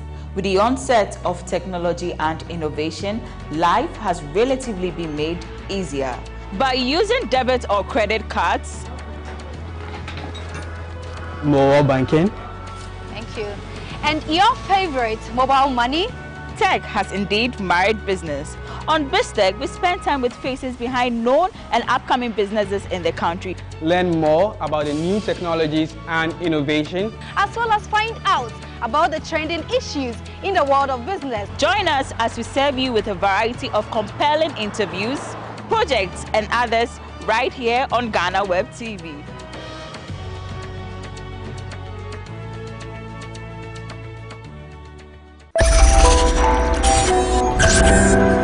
So welcome back. This is Say Loud on GhanaWeb TV with me, George AEC. We are in the neighborhoods of Nima here in Accra, where we are speaking to Idris Yusuf, who has been telling us about his experience with a Lebanese man who threatened to behead him with a sword. The man has been arrested. They were in court today, so now we asked him about the quest to get him justice. Idris, what happened in court today? Oh, you know, the lawyers and then the judges, they have made their own. What all they said is they have to remind him for a week. So now they reminded him for a week, 22nd of this month, you'll be going back to court. Why? Because his lawyer was pretending that he has a mental problem. So they took him to the hospital and check what's wrong with him. And then 22nd, we'll be going back to the court and see what the judge is going to say. So the judge has essentially reminded him for a week and has ordered for a psychological review. Yes. Okay. Yes. That's it. But what do you expect out of this process? Him arrested. Yes, he has been arrested. But what exactly are you looking out for? What I'm looking out for is, you know, I'm doing business. I'm a business guy. And where I am, I don't think his people will be like, feel good about me. I think they will always plan to get me off from where I am. So all I need is people should help me to get standard to do my business, because where I am, I don't have that kind of freedom. There is a lot of Lebanese people there. Now you feel threatened? Yes. You are talking about his people. Has it? Yes. Did any of them try to contact you after the incident? His people came to me. When was that? They came with apologize for me to release the case. When was that? That was yesterday. And then today, even today, they came to me. We are with them when we are going to the court. They try to apologize, and then by how I see their actions, I'm afraid of where I am now. I don't know what is going to happen next. But about the apology, what was your response? I'm okay. I'm okay, but now I don't have anything to say about the case because it's with IGP. IGP, they have to go and see IGP. For me, I don't have anything to say. Yeah. So that's what I've told them. I've told them they should call the IGP and then they should speak to him. Whatever, I'm okay. Yeah. You came face to face with a man that threatened to essentially end your life today. How was the feeling when you saw him today in court? I feel very bad. I feel very bad. And he himself is trying to apologize because I don't know. I feel very bad for him. Yeah, I feel very bad. So the police will see what they can do. I mean, now when the IGP called me and I know what to tell him, so that maybe, I don't know.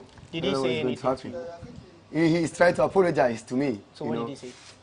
He's just doing this. He's just doing this to me because he's in handcuff. And what did you do? What did you say back to him? I told him he should calm down. He should calm down. By the case, definitely it will done. Yeah. Okay. I understand when the IGP reached out to you, he offered you psychological assistance. Yeah. How is that going? How is that helping you? Oh, it helps me very. I've got some drugs from the hospital, and I keep on taking them. But I'm okay now. Did you meet a therapist? Yes. What conversation transpired? They just want me to calm down. Yeah, and then they taught me one of two things that I should do for myself, and then I should ease down. Is that helping you to manage the situation? Even the tablets that they give me, it works. You feel okay. Yeah, I feel better. But beyond that, how is this whole thing playing in your mind? Yes, that's what I'm imagining. I don't know when this is going to leave because I still have it in mind. Yeah, it keep on coming. It keep on coming. But I pray that by tomorrow or by the next day, maybe my mind will be free. Inshallah. We're in the month of Ramadan, so Yes. I pray your prayer Inshallah. will be heard. Inshallah. Yeah. Inshallah. Thank you very much. Okay, Yusuf, so yes, your case is now in court and things are moving at some pace. We would want to talk about your personal life. Nima is one interesting place to be. Yeah. So, you grew up in Nima? I was born in Nima, grew up in Nima, school in Nima. I never traveled in my life. That is why I was born and grew. How did you take up your current job? You know, let me put it in this way. Where I learned my work, you know, my shoes, when you go to my page, you will see I'm making a shoes. I learned it in Akwalaboni before. I'm very, very stubborn. So that's where I went and learned those kind of stuff, handcraft. What sent you there? I was stubborn. I fight with someone when they took me there. How many so years? I learned from there. How many years did you spend there? 3 years. Which year was that? That was 2007. And I came 2010. So from there, you know, when you went to Buster, now they changed it to Buster to SCC, Senior Correctional Center. So that's where I learned. I learned a lot from there. So from there, I came out with support from the prison officers. You see it? So as I've came out, I was like, no, I don't want to go back to that place. So I have to try my best and do whatever to help myself. So I started doing those shoes that I learned from Buster. Those shoes, I learned it from there. So I started doing it small at Osu. Osu is a tourism place. And what I'm doing is a tourism work. Ghanaians are not into it like this. So I find a place there, started doing my business, small. That's it. And then it's moving. Everything is moving well with me. If not this Lebanese guy just trying to confuse me on what I'm doing, I'm okay. So your time at the correction facility, how has it impacted your life? He has changed me. I came out, I've seen a difference of change. I've seen a lot of change. Yeah, because I went there and learned. I learned a lot. Had it not been for the things you said you learned there, how it changed you? Like by now, how do you see your life? What would have happened? Oh, I don't think by this time I'm even alive, because at that time I'm very, very stubborn. Even when the incident happened, people was like, hey, this guy, hey, what this guy would do, you go and bring him. No. No, not like that. Not like before. Yeah. So not like before. The situation would have been different if you were your old self. Yes. Like what would have happened? I think we would even kill ourselves. Either he will kill me or I will kill him. Yes. So where I went, I learned a lot. So I know the law. I know how the laws goes. Yes. You mentioned about the fact that maybe you would have gotten your people involved. Yeah. I mean, this is Nima, right? Just imagine, I have a lot of friends from Nima here. And you know, when you mention the name Nima, everybody knows, hey. Everybody knows, hey, Nima, this and this and that. So at that moment, I took moto, I took Okada bike. Everybody knows, hey, he's going to bring the Nima squad. Hey. Not like that. Nima, now we are in new Nima, not in the old Nima. Now Nima, we don't like those kind of virus. What causes you, like your people, yeah, to come out for each other like that? You know, we love each other. We here, we are full of royalty. We are like family. If you hate me, you hate the whole team. That is the principle That's for everyone in Nima. So even they hear this case, they was like, why you don't call them, do this, what? I was like, no. No one is about the law. So we send the case to the police. So the police will deal with him.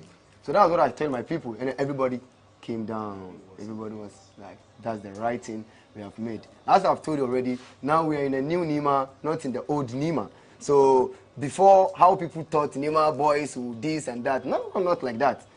What is the new Nima all about? It's about changes. You can see, for me, as example, I've changed. I'm from Nima. I never traveled in my life. I'm 32 years.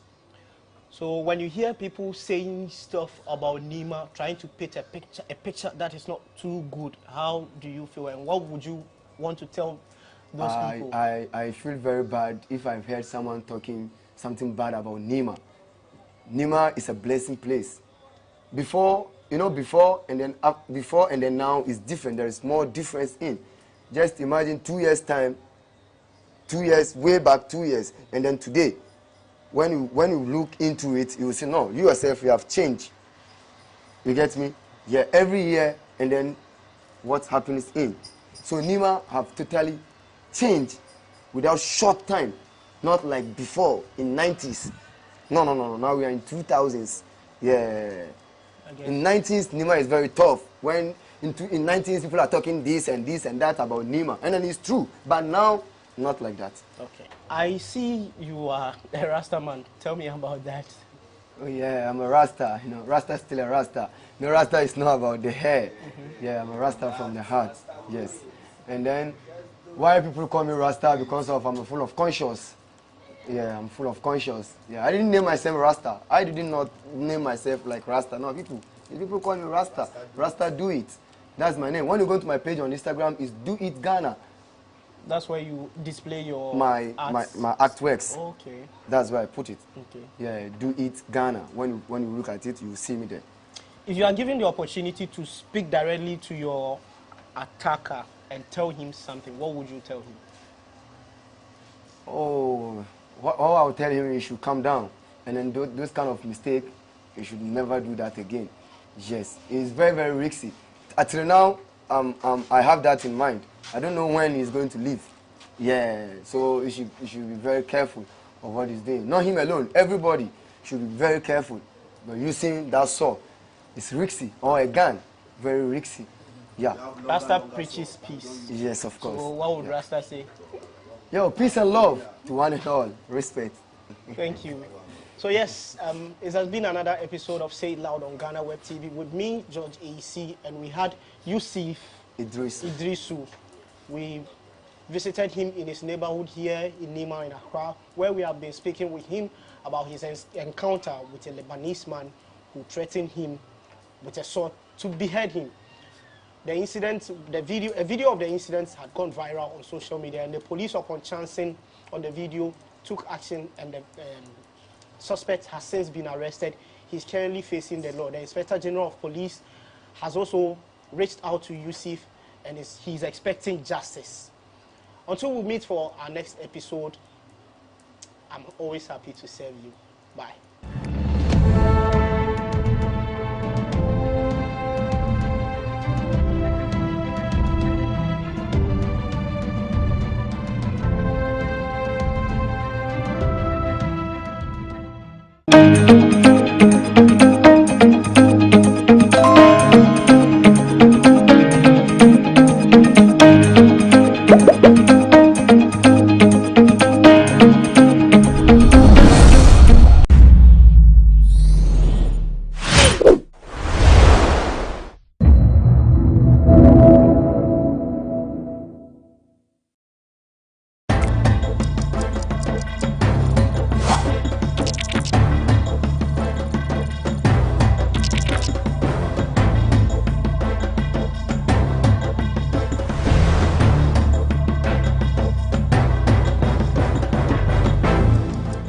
Welcome to the Lowdown on GhanaWeb TV. This is your most informative socio-political program you can find online. We bring you facts and updates on issues that matter to you. My name is Ismail Akwe, and in this edition, we are bringing you a mini-series on religious tolerance in Ghana. And we're going to start with common misconceptions about religions in the country, and we would focus on Islam.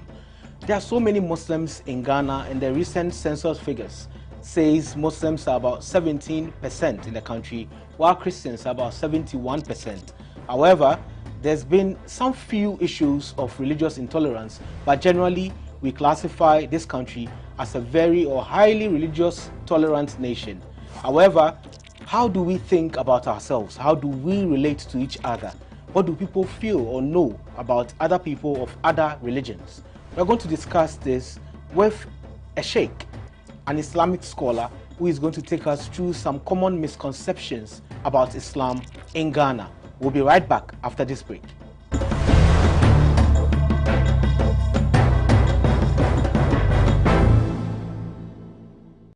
Welcome back from the break. This is the Lowdown on GhanaWeb TV. My name is Ismail Akwe, and our guest is Sheikh Kishk Bashir Yandu, aka Ku Imam. He is also the founder of Al-Islah Center and an Imam. Welcome to the Lowdown. Thank you. How are you? I'm very fine. Good. Well, looking at you and also your status, as a Muslim in this country,